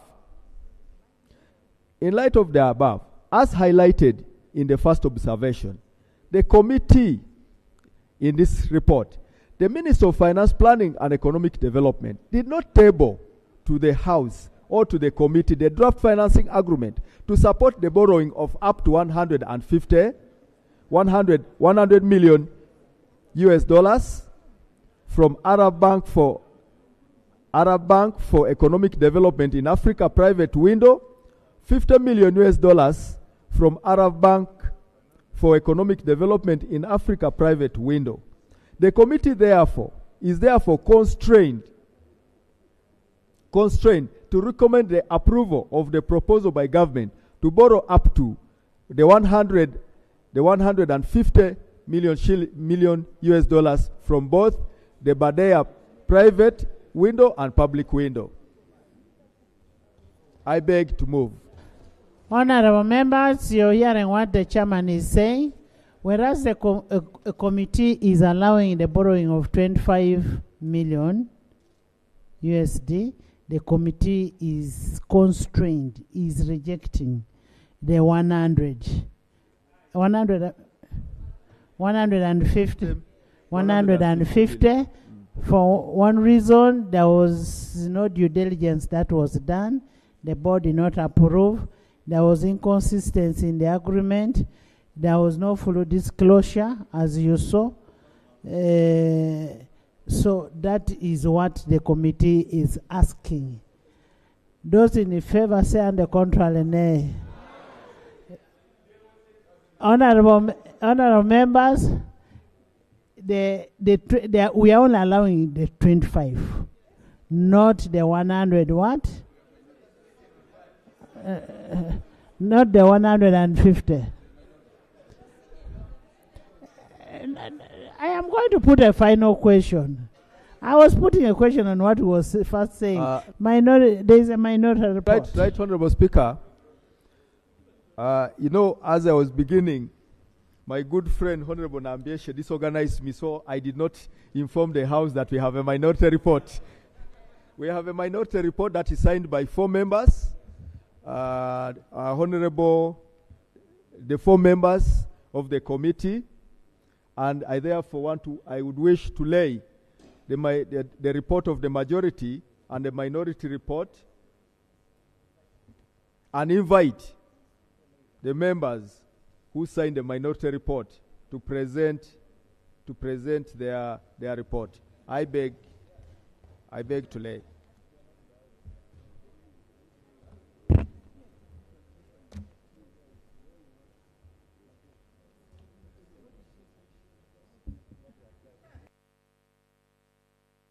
Hassan Haji Ali Haji. Thank you, Madam Speaker, and thank you, our able chair, for the very good presentation. Madam Speaker, I'm here to present a minority report on these particular loans, and this minority report was signed by 4 members. Myself, Chirumira Hassan, the Honorable Ebwaru Jonathan from Soroti, the Honorable Tebande K. Charles, and Honorable Onguzu Lee Dennis. Madam Speaker, we dissented from the majority committee report on the following fundamental matters. 1, the President's letter of consent to UDB borrowing, non-compliance with the constitutional provisions, and then the high interest rates on loans from UDB to Wananchi, and finally the inadequate information on UDB project beneficiaries. Madam Speaker, the President's letter on consent of UDB borrowing was categorical. It mentioned $235 million US.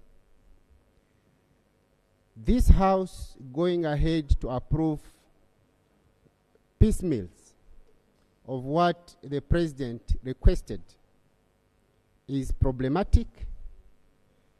We cannot know the main intention as to why we are getting piecemeals of what was needed by UDB.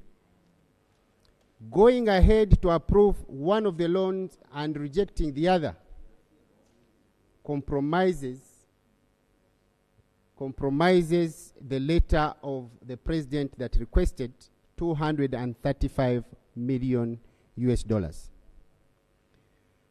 2, non-compliance with the constitutional provisions. Right Honorable Speaker and colleagues, Article 159 of the Constitution provides that government may borrow from any source, and the terms and conditions of the loan shall be laid before Parliament and shall not come into operation unless they have been approved by a resolution of Parliament.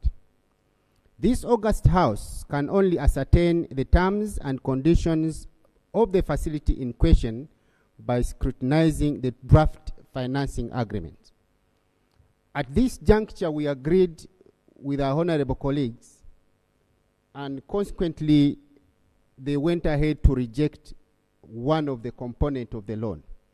But like I said earlier, if the total amount of the loan was 235, there's no way we can reject part of the loan and accept the other when a directive from the president was categorical to the effect that we must borrow a certain amount of money to capitalize UDB. Number 3, the high interest rates on loans from UDB to Wananchi. Right Honorable Speaker and colleagues, in the President's letter of consent to borrowing, he pressed the issue of interest rate not to be more than 12% per annum, for which UDB should lend to the Wananchi. Colleagues, we feel that even the 12% per annum interest rate to the Wananchi is too high, given that these loans are secured at less than 7%. We do request that Parliament and Bank of Uganda instruct UDB to lend Wananchi at not more than 10%, because UDB money is taxpayers' money, whose terms should align with other government development programs like Myoga and Parish Development Model. Right Honorable Speaker, we are not convinced with the interest charged on these loans because they are secured from Islamic lenders who do not attract interests. Sharia law is very specific with loans.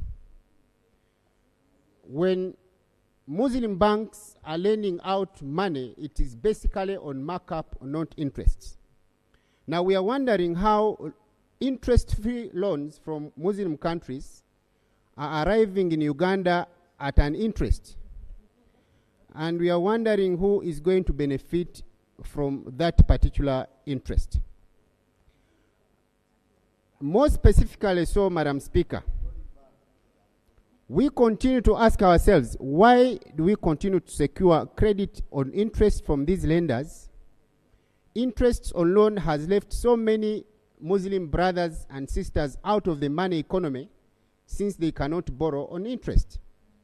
And in line with inclusivity, we ought to consider those who are against interest borrowing. And this opportunity of borrowing from Muslim countries can help to that effect. Finally, Right Honorable Speaker, inadequate information on UDB project beneficiaries. Right Honorable Speaker, before this House approves the funding, the Committee on National Economy needed to physically visit funded projects and real beneficiaries. Many times this country has financed ghost projects, ghost workers, and ghost pensioners, among others. UDB credit is designed to benefit all regions in the country. But in many instances, it is the rich people in Kampala and the surroundings who benefit from these cheap finances to raise their stalled buildings and arcades. Honorable Speaker, I'm not so sure how many people benefited from UDB from Luwero, even Bukedia, I'm not so certain, from Soroti and other countries, other areas of the country. The committee finds no reason. The committee finds no reason to visit a sample of the project beneficiaries before Parliament approves this loan. Right Honorable Speaker, we recommend that though such loans don't directly impact government debt, we can leave the aims and objectives for inception and creation of UDB in saving the Wananchi through 1. The ministry responsible for finance updates the House on the exact loan amount needed to capitalize UDB. Instead of going for a piecemeal loan as per the main committee report. 2, the Ministry of Finance through Bank of Uganda recommends a single-digit interest rate for borrowers. Second last, the Committee for National Economy visits UDB project beneficiaries and ascertains exactly the impact of these loans to the Wananchi Then the House be informed on how Sharia permission clauses within this House be informed on how the Sharia permission clauses within the agreement will be employed to customers under Bank of Uganda. Right Honorable Speaker, we all agree that we are supposed to borrow as a country as per our budget, but borrowing need to be as a matter of necessity and it must follow the rules and procedures. I beg to submit.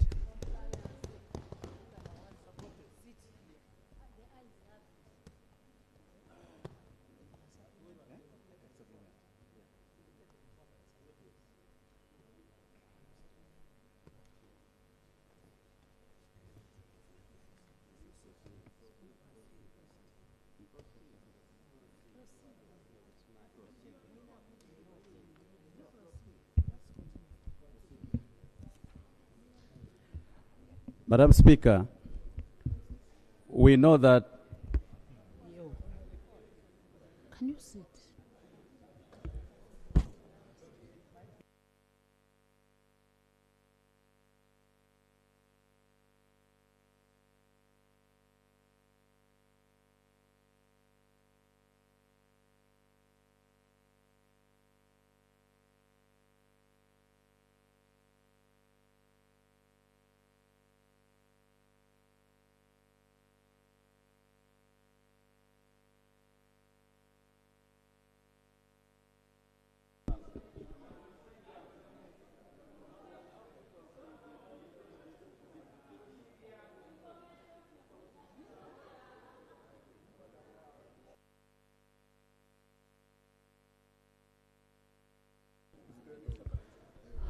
Honorable members, when you start making a noise procedure or what, if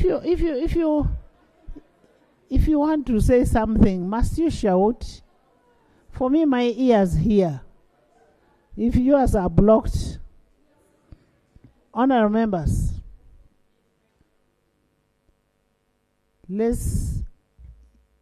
Haji has raised very pertinent issues. Very pertinent issues, and the fact is we need to capitalize UDB. But before we capitalize UDB, I know we have UDB and its clients have a fiducial relationship. We can have a limited number. Me, I can look at the documents alone. We can look at the borrowers, the schedule of borrowers. Because Haji is talking about that people in Kanung may not be getting what. For us in Bukeda we get. Let me have a schedule of the borrowers. Let me know the portfolio, exact portfolio. Then let's also have the information gap that is there. There is an information gap. Documents that are not provided for be given to the committee. Because what Honorable Hassan says, it is a good thing for us to give UDB the money. Let's not give UDB money in bits. If we decide to give, let's give. But what is important is let's have the information. Let's have an approval from the board, the due diligence. Then we will have these loans approved, such that we have a report on the borrowing and we have a report on guaranteeing. Is that okay, Minister of Finance? Madam Speaker and colleagues, I totally agree with you and also the colleagues, both from the majority and the minority, that there is more information we need to provide to the House. And in this regard, I beg that we stand over this report as I provide all the necessary information. Thank you. Please provide all that information to the committee, and then the committee will come back when it's ready with the report. Next item. Item 5. Honourable Speaker, I beg to be guided by you because you see there's a report that's been tabled and presented to us. I don't think we can stand over it because standing over it means we shall get back to it, which doesn't quite apply. Pardon? I think that either this report is withdrawn or we throw it out somehow, and then you come up with, the committee comes with an entirely new report. But to say we pause and then we shall get back to this particular report, not quite. Because this report is complete as it is. We are standing over to address the issues that have been raised. We have not rejected the report.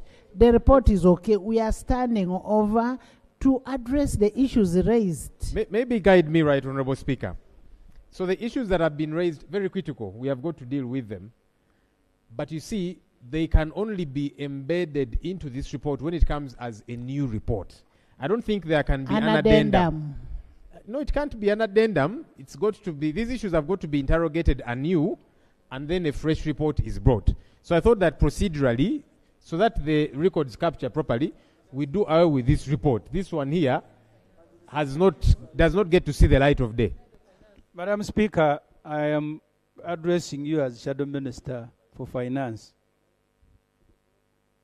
But I also want to tap to my experience here. Honorable members, the committee leadership will address those issues in their reporting of what was not there, assuming, like they are saying, there was no body decision. Now we have the body decision. There was ABCD. Now it is available, and this, based on this, our allied suggestion of not borrowing to a tune of this amount. Now we can borrow because we have the information. Let me first hear from my Attorney General. Madam, if you can allow me. Let me hear from, yes? Yeah, because you see, Madam Speaker, and it doesn't matter how many degrees you have in law.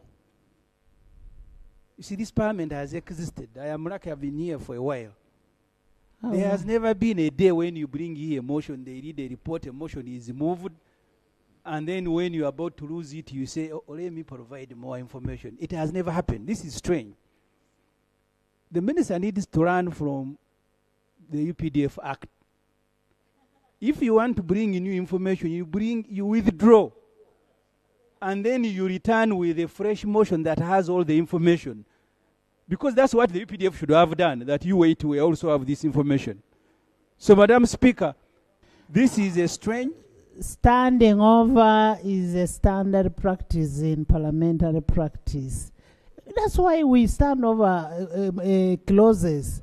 I mean, why are we complicating life? Why? Madam Speaker, Honorable Baka.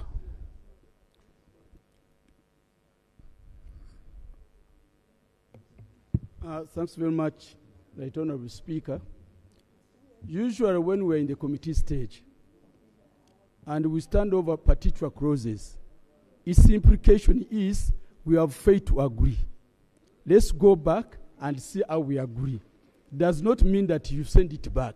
So you can stand over, agree on what you want to propose so that the dressing can be uniform. And maybe for information, we are standing over the motion, not the report. The report is informative to allow the borrowing. We are standing over the motion to borrow.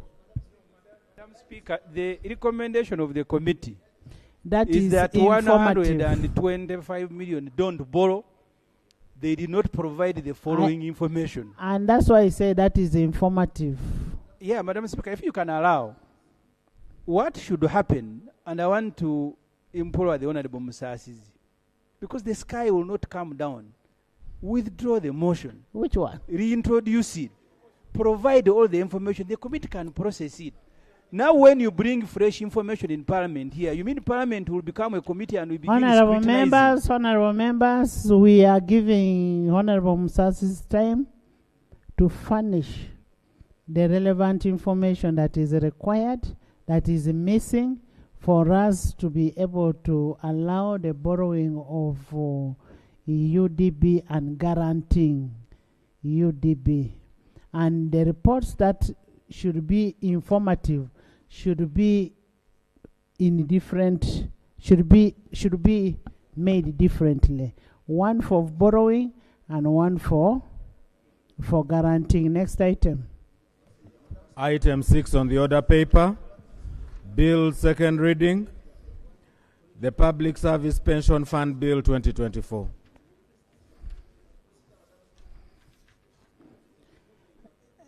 Honorable members, you may recall that on 19 December 2024, the Minister of Public Service tabled the Public Service Pension Fund Bill for the first reading pursuant to Rule 129 of the Rules of Procedure of Parliament. The bill was referred to the Sectoral Committee of Public Service and Local Government, and the committee is ready to report.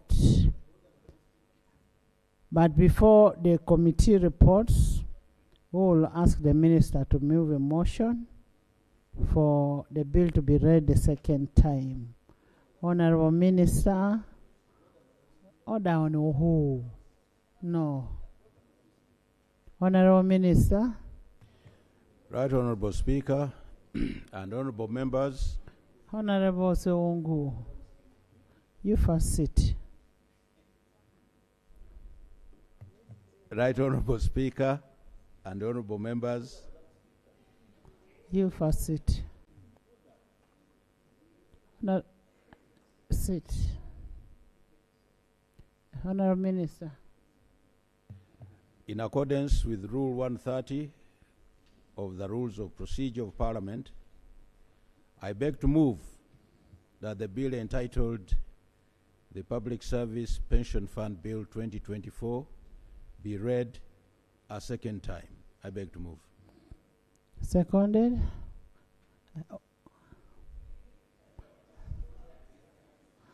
Seconded by Jonathan.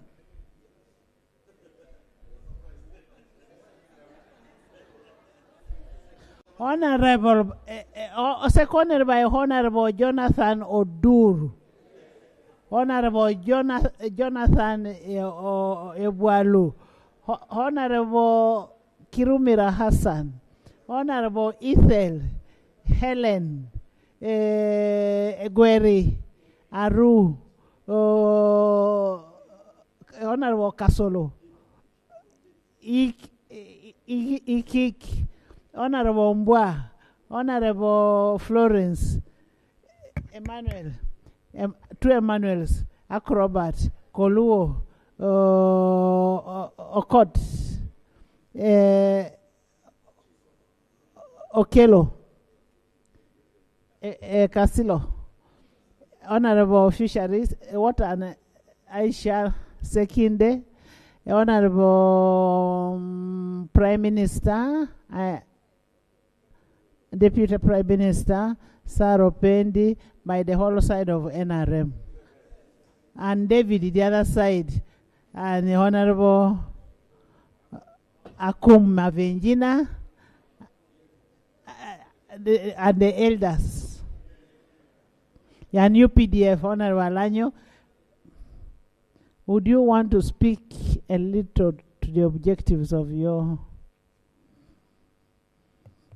Much obliged, Right Honorable Speaker. The object of this bill is to provide for the establishment of a public service pension fund and a public service pension scheme, and provide for the governance, the functions, organization and management of the fund, to provide for the collection of contributions to the fund and payment of retirement benefits to pensioners and their survivors, to to provide for the investment of the monies of the fund and for related matters. With this bill, Right Honorable Speaker, that the ills that we are facing under the current scheme will be history. Right Honorable Speaker, I beg to move. Thank you. Thank you, Honorable Minister. Honorable Mapinduchi, could you give us a summary? Yes, but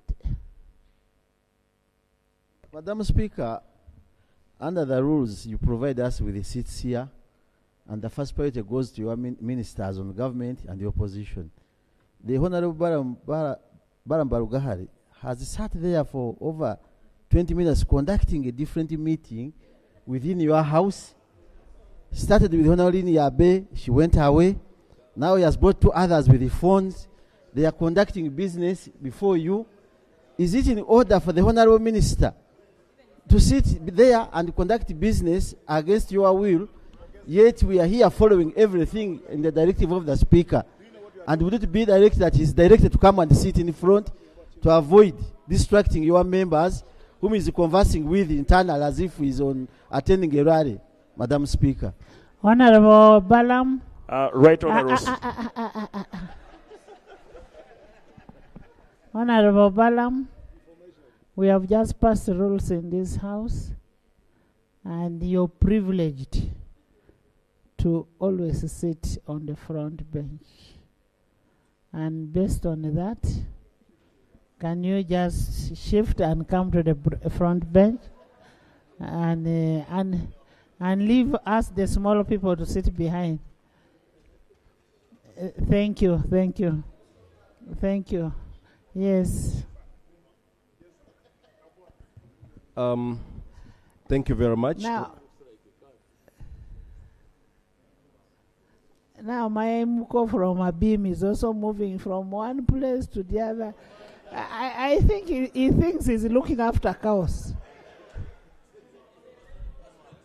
Eh? There are no cows in the house. Okay. Thank you very much, Right Honorable Speaker and honorable members. As I embarked on this assignment, Honorable Speaker, permit me to lay on table the report of the committee together with the minutes of the committee meetings. I beg to lay. Please do. Thank you.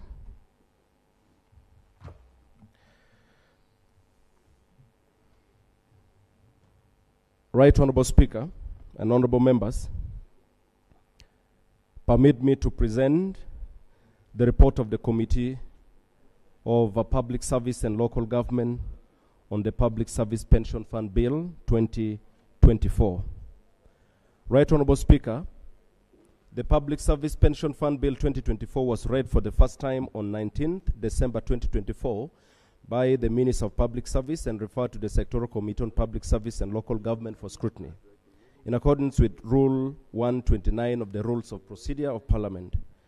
Right Honorable Speaker, the committee scrutinized the bill as required by Rule 129(2) of the Rules of Procedure of Parliament and hereby reports to this House in accordance with Rule 132 of the same rule. The object of the bill.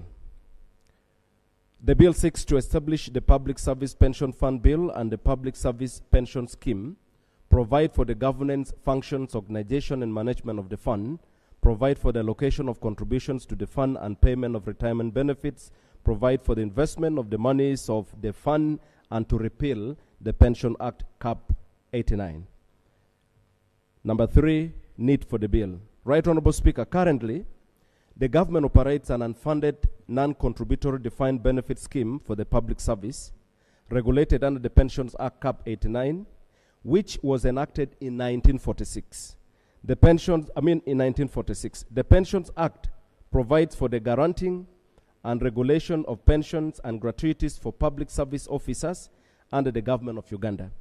The benefits include a lump sum amount given upon retirement and a monthly pension based on the last pensionable salary of a civil servant at a fraction of 1/500th, or in simple terms, 1/500. Right Honorable Speaker, various actuarial studies on the current pension scheme reveal that it needed drastic change. For instance, a World Bank actuarial study in 2021 recommended a number of redesign options, pushing for a contributory scheme. In 2022, Right Honorable Speaker, government commissioned an actuarial valuation and also recommended a funded contributory scheme. According to the 2022 actuarial study, Uganda had 334,146 civil servants and 64,855 pensioners. For financial year 2021-22, the total annual pensionable emolument amounted to 2,868 billion, and the annual pension amounted to 315 billion Uganda shilling. These figures excluded members of the armed forces, non-pensionable employees who earn gratuity. In financial year 2022-23, the total annual pensionable emolument was to increase by 33%, amounting to Uganda shilling 3,823 billion. Based on projections, the government expenditure on pension would rise from around 940 billion in financial year 2020-2023 to 14,561 in the year 2053. Even if the current scheme was closed to new entrants. As such, the current pension scheme is unrealistic, and unaffordable, and unsustainable. The evaluation study, Right Honorable Speaker, recommended a modified plan that preserves the current defined benefit basis, but with a lower fraction of 1/600 or 1/600, and a contributory scheme funded by member contributions. Accordingly, the Public Service Pension Fund Bill 2024 introduces a contributory pension scheme designed to provide a sustainable source of funds for pensions. The bill proposes the establishment of a public service pension fund, which shall be a body corporate and shall operate the public service pension scheme for employees in public service and other public service who elect to join the scheme. The fund will collect the contributions, keep records, mobilize resources for the management of the scheme, investment of monies to finance the payment of benefits out of the scheme. The new arrangement is intended to improve the management of pensions and reduce government expenditure and liability of paying pensions directly from the consolidated fund. Honorable Speaker, the Minister of Finance, Planning and Economic Development issued a certificate of financial implication as required under Section 74 of the Public Finance Management Act, CAP 171, and in accordance with Article 93 of the Constitution of the Republic of Uganda as amended. The certificate indicated that the new scheme will lead to increased national savings, thus availability of cheaper long-term financing, mainly for private sector investment, which will result into economic growth. According to the certificate of financial implication, the bill has a total implication of 19.736 trillion, of which Uganda shilling 363.34 billion projected is required in the first year of implementation, and Uganda shilling 1.901 billion for pre-reform activities. There are no expected revenues or savings in the short to medium term, but a reduced pension liability to the government in the long term. And Right Honorable Speaker, an analysis of the financial aspect of the pension reform proposal in Uganda was conducted and is attached as Appendix 1. Right Honorable Speaker, in the interest of time, methodology, I'll request that you look through and permit me to take you to page 5. We also, under B, conducted documentary review of the following literatures. You can look through those different literatures that we looked at. I'll take you then, Right Honorable Speaker, if you'll permit, to number 5, which is Committee Observations and Recommendations. Honorable Speaker, the committee observes and hereby makes recommendations on the salient parts of the bill. 5.1, mandatory contributions. The current scheme under the Pension Act Cap 89 is fully unfunded and payments are done directly from the consolidated fund. Clause 27 provides for payment of the mandatory contributions to fund the scheme. The mandatory contributions are 5% of the basic salary of the employee and 10% from the employer. Contributions must be paid to the fund by the 15th day of the month following the month for which the salary is paid. Clause 27(6) allows the minister, based on actual valuation, to verify the contribution rates through a statutory instrument. Committee observation. The committee observed that A, with a contributory scheme, the liability of the government will be reduced compared to the current unfunded scheme. Additionally, the new scheme will encourage employees to take an interest in its success as a joint venture with the government, which will enhance its performance. B, most schemes worldwide are moving towards contributory systems. In Uganda, for instance, employees of Makerere University on pensionable terms subscribe to the Makerere University Retirement Benefits Scheme with contributions of 5% from the employee and 10% from the government. In addition, actuarial studies have recommended a contributory scheme for the public service of Uganda for a sustainable pension system. C, based on the contribution, employees' take-home salary would decrease by 5%. The Ministry of Public Service and stakeholders propose having a salary enhancement of 5% across board as a way to offset the effect of the mandatory deduction on the employees' future take-home. Recommendations. A, the committee recommends that the government should prioritize the enhancement of salaries to ensure that the 5% deduction of the employee's salary does not affect their take-home. B, ultimately, government should revise salaries equally across the board in order to address the poor pay of public servants and the significant salary discrepancies between the different categories of civil servants. 5.2, pension formula for benefit, for future benefits. The current formula provides a pension fraction of 1/500th under Section 4 of the Pension Act Cap 89. The proposed formula is the new law, in the new law is 1/600 under Clause 40 of the bill. While stakeholders express support for the bill, there is general concern that the proposed formula will reduce the eventual pension payable to a civil servant. The committee received proposals for other fractions as low as 1/400th and 50th, as well as proposals to maintain the current 1/500th or 1/500. The fractions are illustrated below, and we have provided, Right Honorable Speaker, some calculation to demonstrate what would be the implication of the fraction. You will see the old pension scheme. We have done the calculation, and you see the proposed fraction in the scheme. We have also provided the calculation just for demonstration. Following the same formula, Right Honorable Speaker, the proposal for 1/450 produces a final monthly take-home pension package of this. We are just giving a summary of the example we gave. While acknowledging the concerns of public servants that by the proposed fraction, the pension payable to public servants will be less, there is a real concern that the current scheme poses a risk of continued delays in processing of benefits payment, security, and sustainability of payment.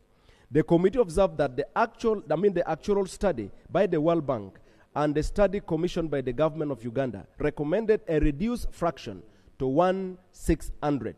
This would ensure that government does not fail in its commitment to provide pension for its employees. For the sustainability of pensions and social security of Uganda's public servants, it is important to follow the recommendation in the evaluation reports. Committee recommendation. The committee recommends that the pension formula for future benefits at a rate of 1/600 should be adopted. As in the bill, however, as recommended above, government should expedite the plan for salary enhancement across board so that the pension fraction of 1/600 does not negatively impact on the employee's pension. 5.3, the Board of Trustees. Clause 8 provides for the Board of Trustees appointed by the Minister with the approval of Cabinet. The board comprises the representative from the ministries of Finance, labor, public service, local government, public service, labor unions, and 3 technical persons not being public officers. The committee observes that the employer, which is government, takes the lion's share of the representation on the board, whereas only 2 persons shall represent public service labor unions and 3 shall be experts of different fields. There is no representation of pensioners on the board. Under Clause 8.1e, the 2 representatives of public service labor unions are nominated by the center. The center is unidentified, and the provision does not detail how it shall nominate the 2 representatives out of the many public service labor unions in the country. Committee recommendation. The committee recommends that A, the number of representatives of public service labor unions should be increased from 2 to 3, one of whom should be a pensioner. B, the representatives of public service labor unions should be nominated by the registered federations of labor unions. C, the number of experts under Clause 8.1f should be reduced to 2 to cover the increase in the number of the representatives of the labor unions, and considering that the ministry's representatives shall be experts in related fields. 6.0, other observations and recommendations. Clause 2, interpretation. Clause 2 provides for the interpretation of key terms used in the bill. The committee observes that there are pertinent terms used in the bill that have not been identified, such as administrator, fund manager, gratuity, and scheme. The committee also observes that there are definitions such as accrual rate, annuity, early retirement, and pensions authority that have been defined but are not used elsewhere in the bill. Committee recommendations. The committee recommends that 1, the undefined keywords in the bill be defined to avoid misinterpretation and misapplication of the words. 2, the definition of actual rate, annuity, early retirement, and pensions authority should be deleted because they are redundant. Clause 4, application of the Act. Right Honorable Speaker, Clause 4 provides that the Act shall apply to employees in the public service and employees of the other public service who elect to join the scheme. Other public service is defined as public service in government agencies, departments, authorities, boards, or commissions subscribing to retirement benefit scheme other than the pensions scheme. The committee observed that most entities that fall under this definition of other public service operate mandatory schemes, such as the Makerere University Retirement Benefit Scheme and the Parliamentary Pension Scheme. Similarly, the National Social Security Fund Act, Cap 230, under Section 7, has a mandatory requirement for eligible employees, including those of the other public service, to register with the NSSF. Clause 4.2 excludes persons in elective positions, members of the armed forces, employees of security organizations, employees in other public service subscribing to existing retirement benefit schemes, employees in the public service who are left with 5 years to attain the mandatory retirement age and who have not elected to join the scheme, and any other category that may be expressly exempted by law. Clause 4 also gives a ministerial discretion to prescribe employees to whom this law may be or may not apply. Committee observations. 1. The committee observes that allowing employees to elect to join the public service pension fund may cause unforeseen risk, unwarranted legal battles, and challenges in management and payment of retirement and pension benefits of these employees. 2. While the employee may elect to join the scheme, the clause is silent on the sponsor or employer who in the same institution may not remit an employee's benefits to the public service scheme and may thus contradict other existing retirement or pension laws like the Uganda Retirement Benefits Regulatory Authority Act, Cap 232. Clause 4.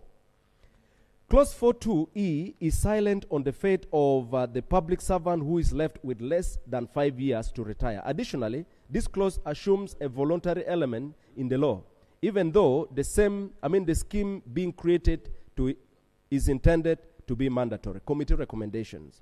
The committee recommends that, Roman number 1, The bill should focus on employees in the mainstream public service covered under the current pension scheme. 2, the employee in public service in government agencies, department, authorities, boards, or commissions, which is referred to as other public service, should be covered in this scheme. Should not be covered in this scheme. 3, since the bill is a contributory scheme, it should not give the employees who are left with 5 years or less to retire an option to elect to join the scheme because they will not have sustainably contributed to the scheme. 4, Clause 4.2e should include employees who are left with less than 5 years to attain mandatory retirement age. Clause 9, functions of the board. Right Honorable Speaker, Clause 9 outlines the functions of the Board of Trustees. The board is responsible for the oversight and management of both the Public Service Pension Fund and the pension scheme. This includes ensuring that the fund is managed in accordance with the Act and other relevant laws, collecting contributions, approving the annual work plans and budgets, and appointing service providers such as fund managers, custodians, accountants, auditors, and actuaries.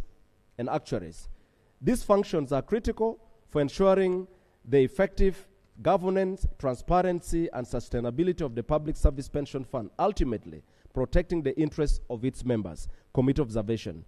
The committee observed that one of the functions under subclause 1C is to collect contributions from pensionable employees. This is a day-to-day operation of the fund, yet it is a good governance practice for a board not to be involved in the day-to-day operation of an entity.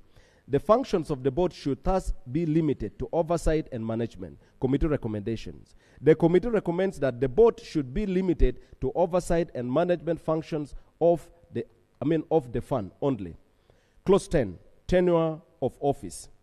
Clause 10 of the bill outlines the tenure of office of members of the Board of Trustees. The members of the Board of Trustees are to serve a 3-year term and may be reappointed for 1 additional term based on satisfactory performance. This provision ensures that the Board of Trustees is composed of competent individuals with clear processes for appointment, resignation, and removal to maintain effective governance. Committee observation. The committee observes that under subsection 5, subclause 5, a person representing an institution may be withdrawn from the board by the institution, which can be subject to abuse by institution head, who might have grudges or personal interest against the representative. Committee recommendation. The committee recommends that the person who is representing an institution should be withdrawn by the institution on the approval of the minister. Clause 12, filling vacancies of the board. Clause 12 provides for filling of vacancies of the board. When a member of the board is removed from office, the minister must appoint a replacement within 6 months. This ensures the board remains fully functional and can continue its duties without significant disruption. The new member or chairperson serves only for the unexpired period of the term of the member they are replacing. Committee observation. The committee observes that, A, unlike subclause 1, subclause 2 does not provide for timeline within which a minister should appoint the chairperson of the board in case of the vacancy. This might create delays in the appointment and stifle the operations of the board. B, additionally, this provision only mentions removal of a member from office, yet vacancies might be created through death or resignation. C, the new member of the board is expected to only serve the remainder of the term of office of the person that has exited. However, for purposes of maintaining institutional memory, the new member should serve for a full term of 3 years. Committee recommendation. The committee recommends that A, subclause 1 and 2 should apply to both the chairperson and the members so that the timelines apply to both chairperson and members. 2, or B, this provision should include death and resignation, not only removal from office. C, a new member appointed to replace a member who exited the board should serve a full term of office. Clause 20, appointment of other staff of the fund. Right Honorable Speaker, Clause 20 of the bill details the appointment of staff necessary for the effective performance of the fund. The other staff including the secretary to the board, are appointed by the board on the advice of the chief executive officer. The staff are appointed under this clause to all office based on terms and conditions determined by the board and specified in their instrument of appointment. However, the terms and conditions of employment for other staff are determined by the board in consultation with the minister. Committee observation. The committee observes that although the requirement for the minister under subclause 3 ensures that staffing decisions align with the broader government policies and regulations, this might lay the foundation for unnecessary bureaucracies in the day-to-day functions of the board. Committee recommendations. The committee recommends that in determining the terms and conditions of employment of other staff of the fund by the board, this function should entirely be the mandate of the board. Clause 21, interim management.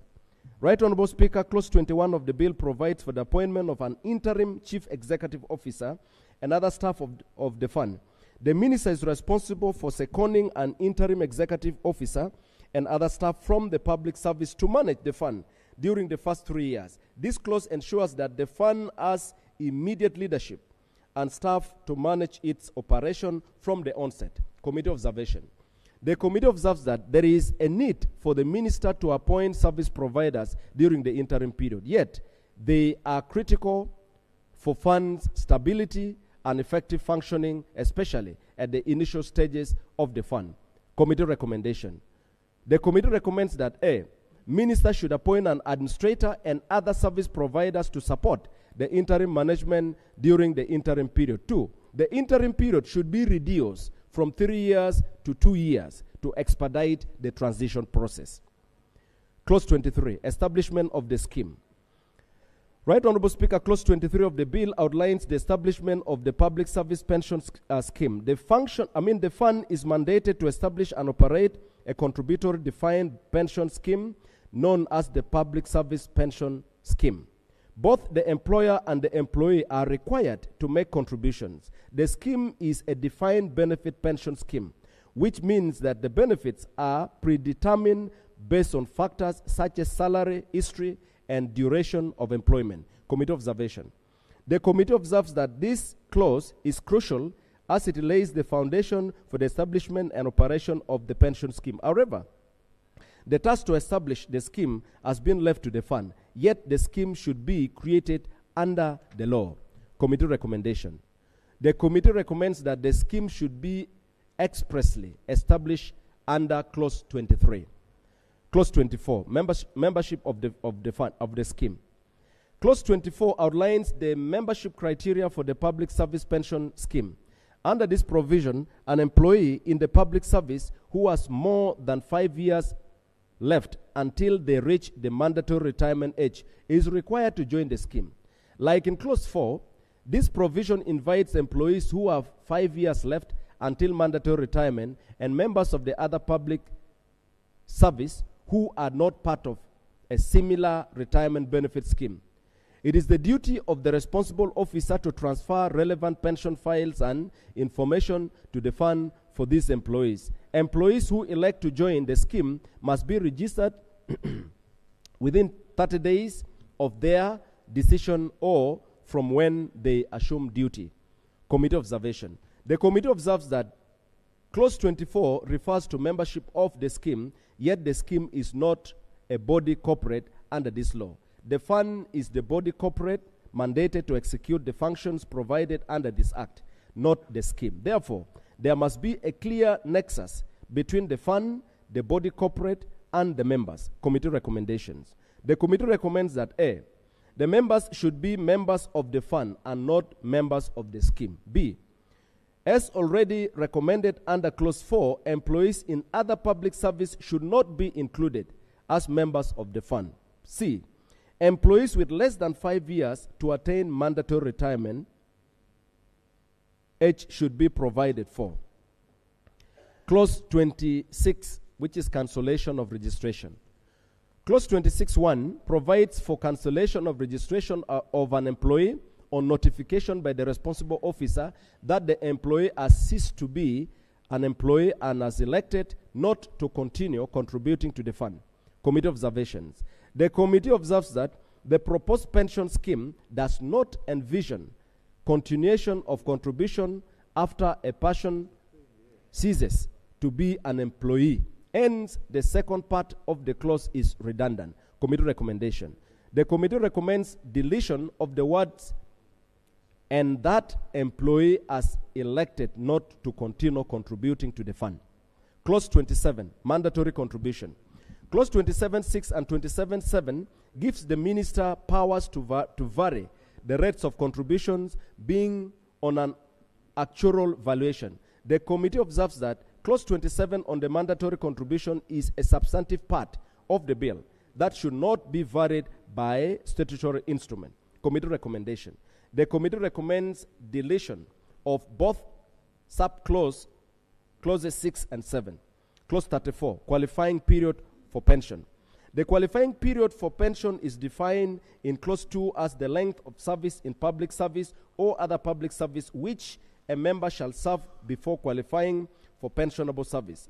The qualifying period for pension for employees of the public service is at least 10 years of continuous service in a pensionable position or an aggregate period of at least 10 years in public service, including periods when the employee is on leave without pay or has just joined other public service. Employees who have not served the full 10 years may still qualify for a pension under specific circumstances, such as retrenchment, abolition of office, and medical grounds. This clause is crucial as it sets the minimum service requirement for pension eligibility, while also providing for exceptional cases where employees can still receive pension benefit despite not meeting the 10-year service threshold. Committee observation. The committee observes that A, the deletion of other public service under the proposed amendments of Clause 4 applies to this provision. B, a new phrase, appointing authority, has been introduced in this clause. It only appears in Clause 34 and 46 and is not defined. It appears to refer to employer, a word which has been consistently used in the bill. Committee recommendation. The committee recommends that the term appointing authority should be substituted with the word employer, which is commonly used in the bill. Clause 36, qualifying for payment. Right Honorable Speaker, Clause 36 outlines the criteria for members to qualify for the payment of a pension, including upon mandatory retirement age, which is 60 years.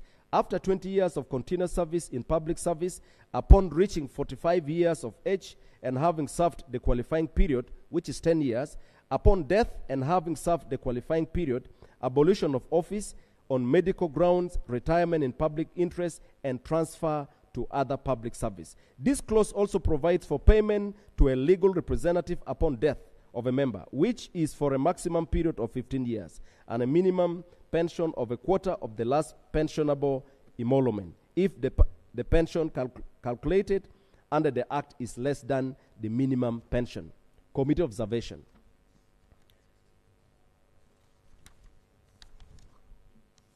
Committee observation.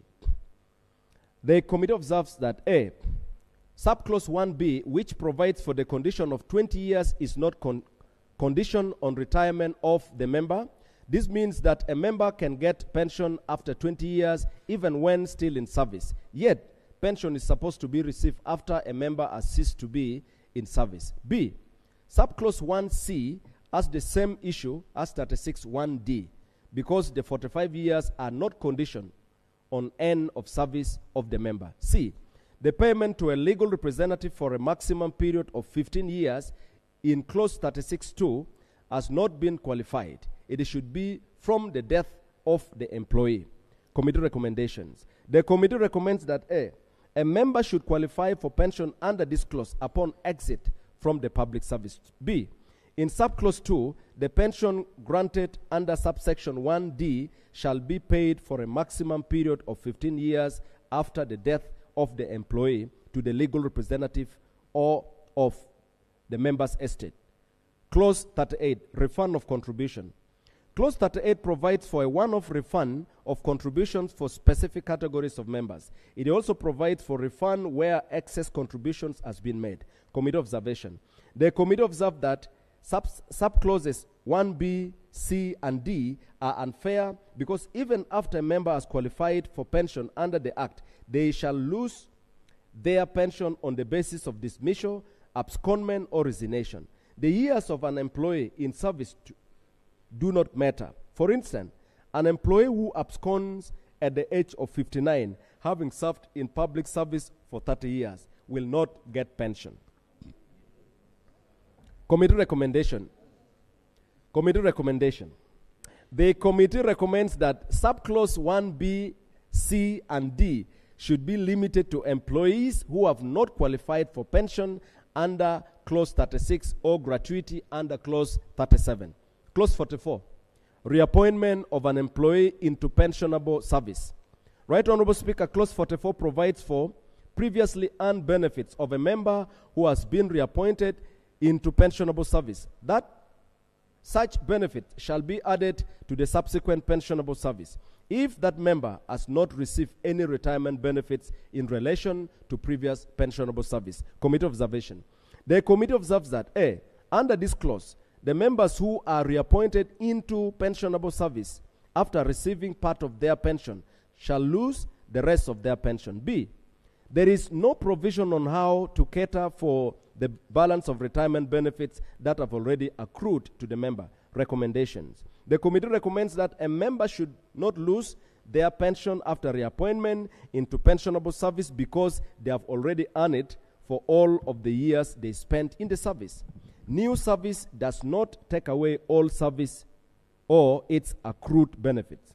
Clause 47, computation of benefits in case of abolition of office. This clause provides for pension and gratuity benefits to employees who are retired due to the abolition of the office they hold. It ensures that employees whose positions are eliminated are still entitled to pension and gratuity regardless of the duration of their qualifying period for pension, provided they are confirmed in service. Committee observation. The committee observes that there are 3 benefits included under this provision, namely, a pension, a gratuity, and an additional pension. The committee opines that these benefits need to be moderate so that a pension and a gratuity is sufficient for a person whose office is abolished instead of getting all the 3. Committee recommendation. The committee recommends that the bill should provide for only a pension and gratuity for a person whose office is abolished. Clause 48. No alienation or attachment of pension.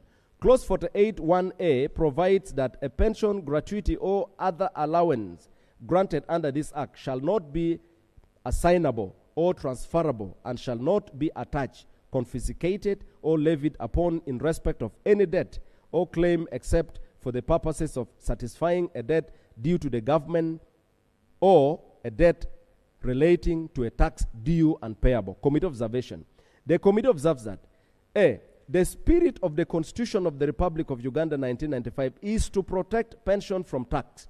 Article 254(2) of the Constitution provides that the pension payable to any person shall be exempt from tax and shall be subject to periodic review to take account of changes in the value of money.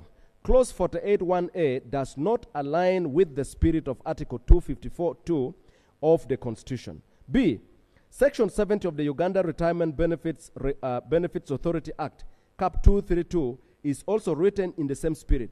It provides for protection of a member's contribution and states, notwithstanding anything to the contrary contained in any other written law where a judgment or order against a member of a retirement benefit scheme is made, no execution or attachment or process of any nature shall be issued in respect of the contribution or funds of the member. Committee recommendation.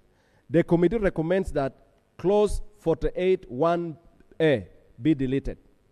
Clause 54, reserve account. Right Honorable Speaker, Clause 54 outlines the establishment and management of the reserve account. The board is required to open and operate a reserve account.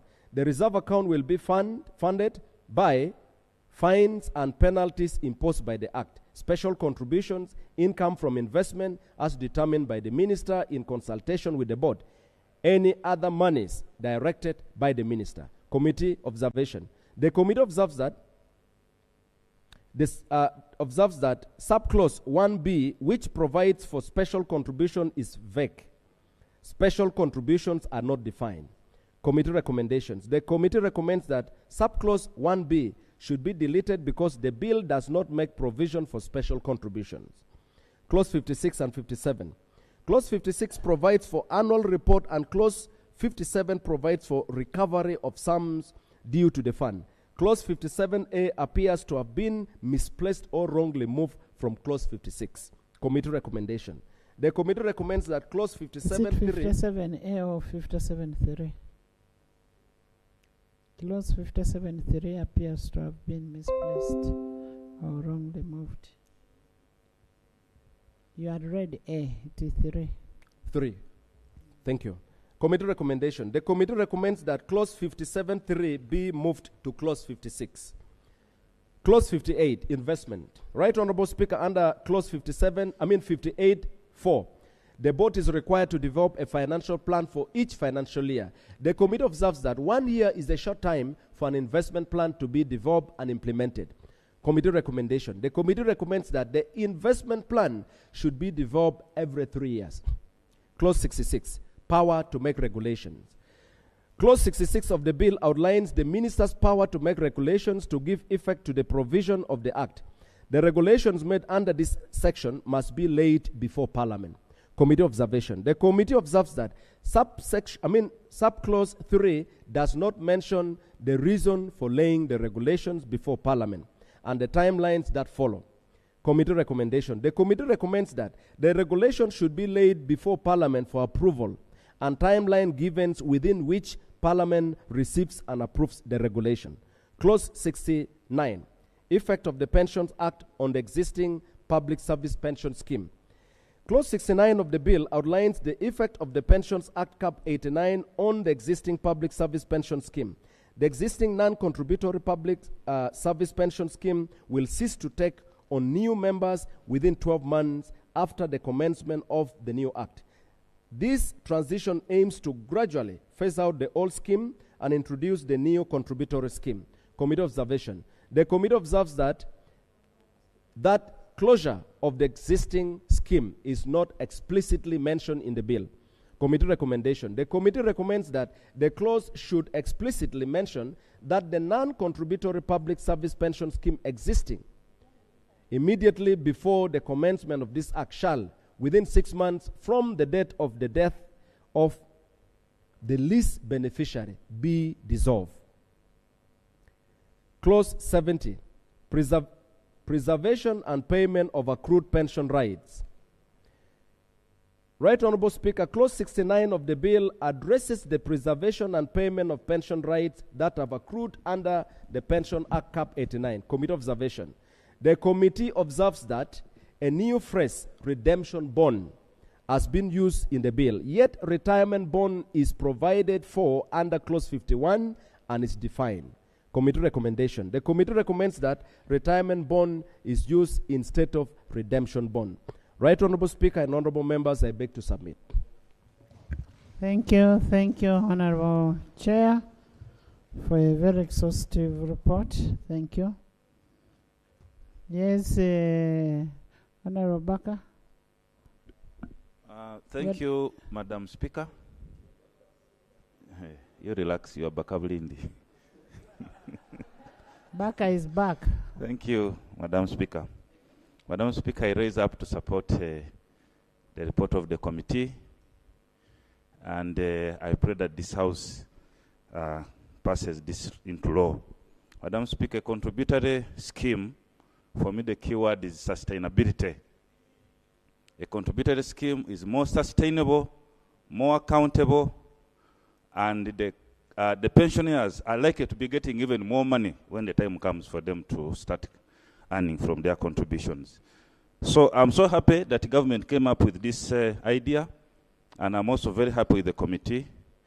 And with the panel beating they have done on the law, I think we are going to make a very good law.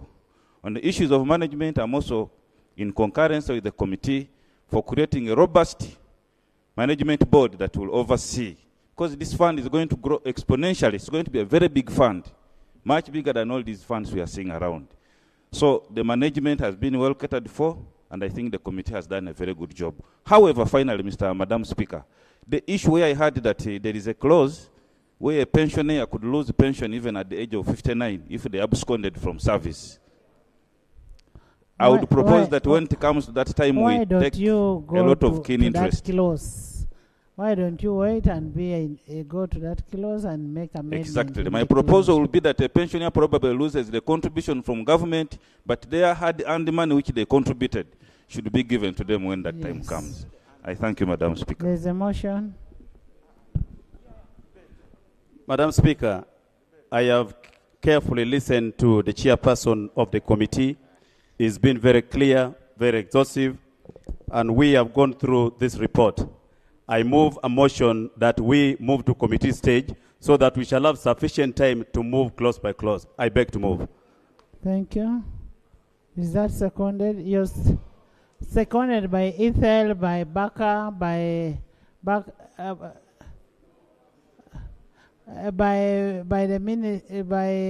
Honorable Victoria. Honorable members, you want to debate on the report or on the bill?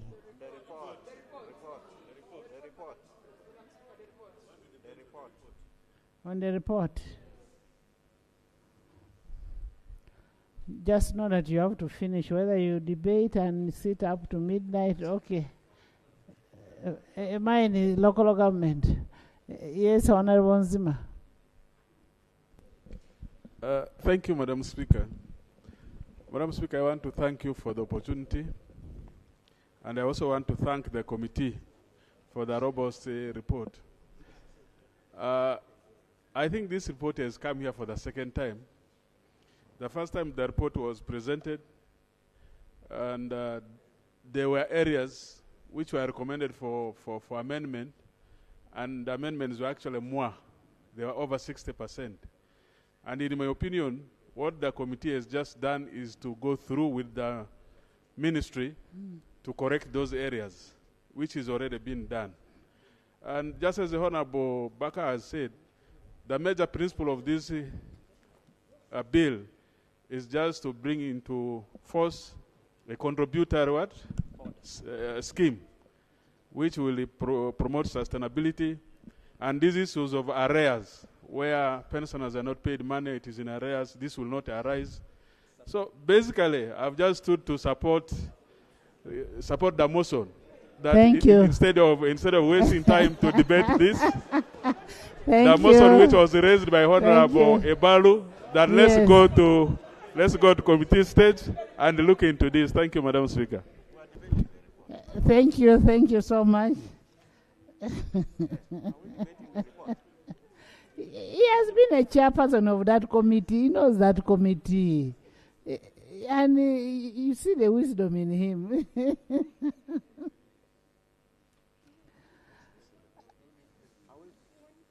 It has been seconded.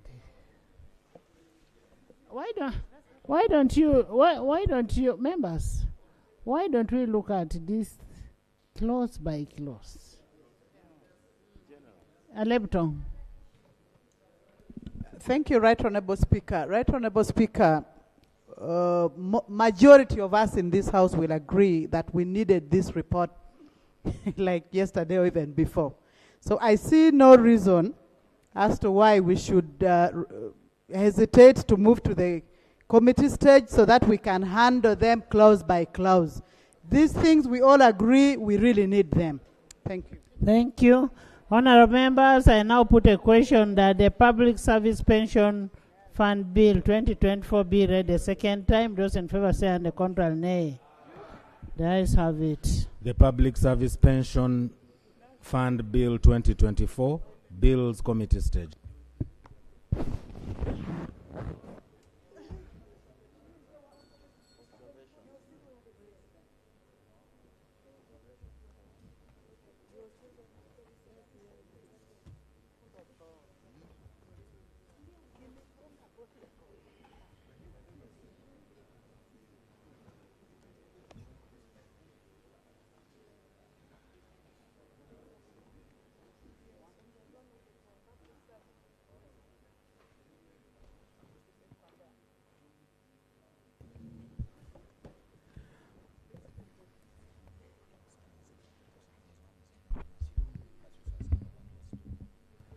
Clause 1.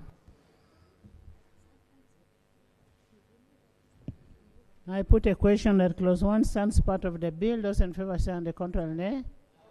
Let's have it. Clause 2. Clause 2 is interpretation. We stand over it, then we come back. Clause 3. Clause 3.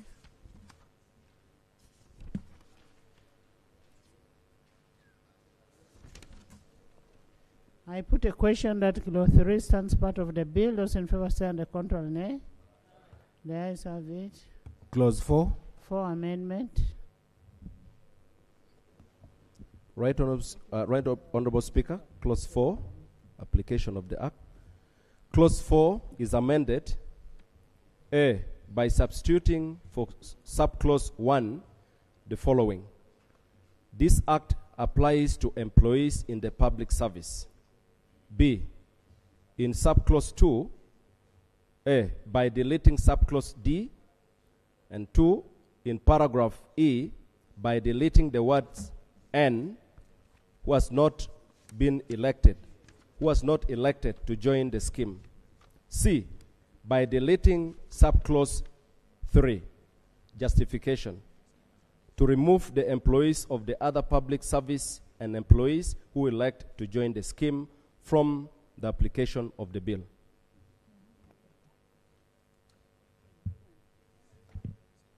Honorable Minister. Right, Honorable Chair. First of all, I would like to thank the committee for the report. It was quite extensive and has made our work much easier. But we would propose that we leave this clause as it is because it allows, it doesn't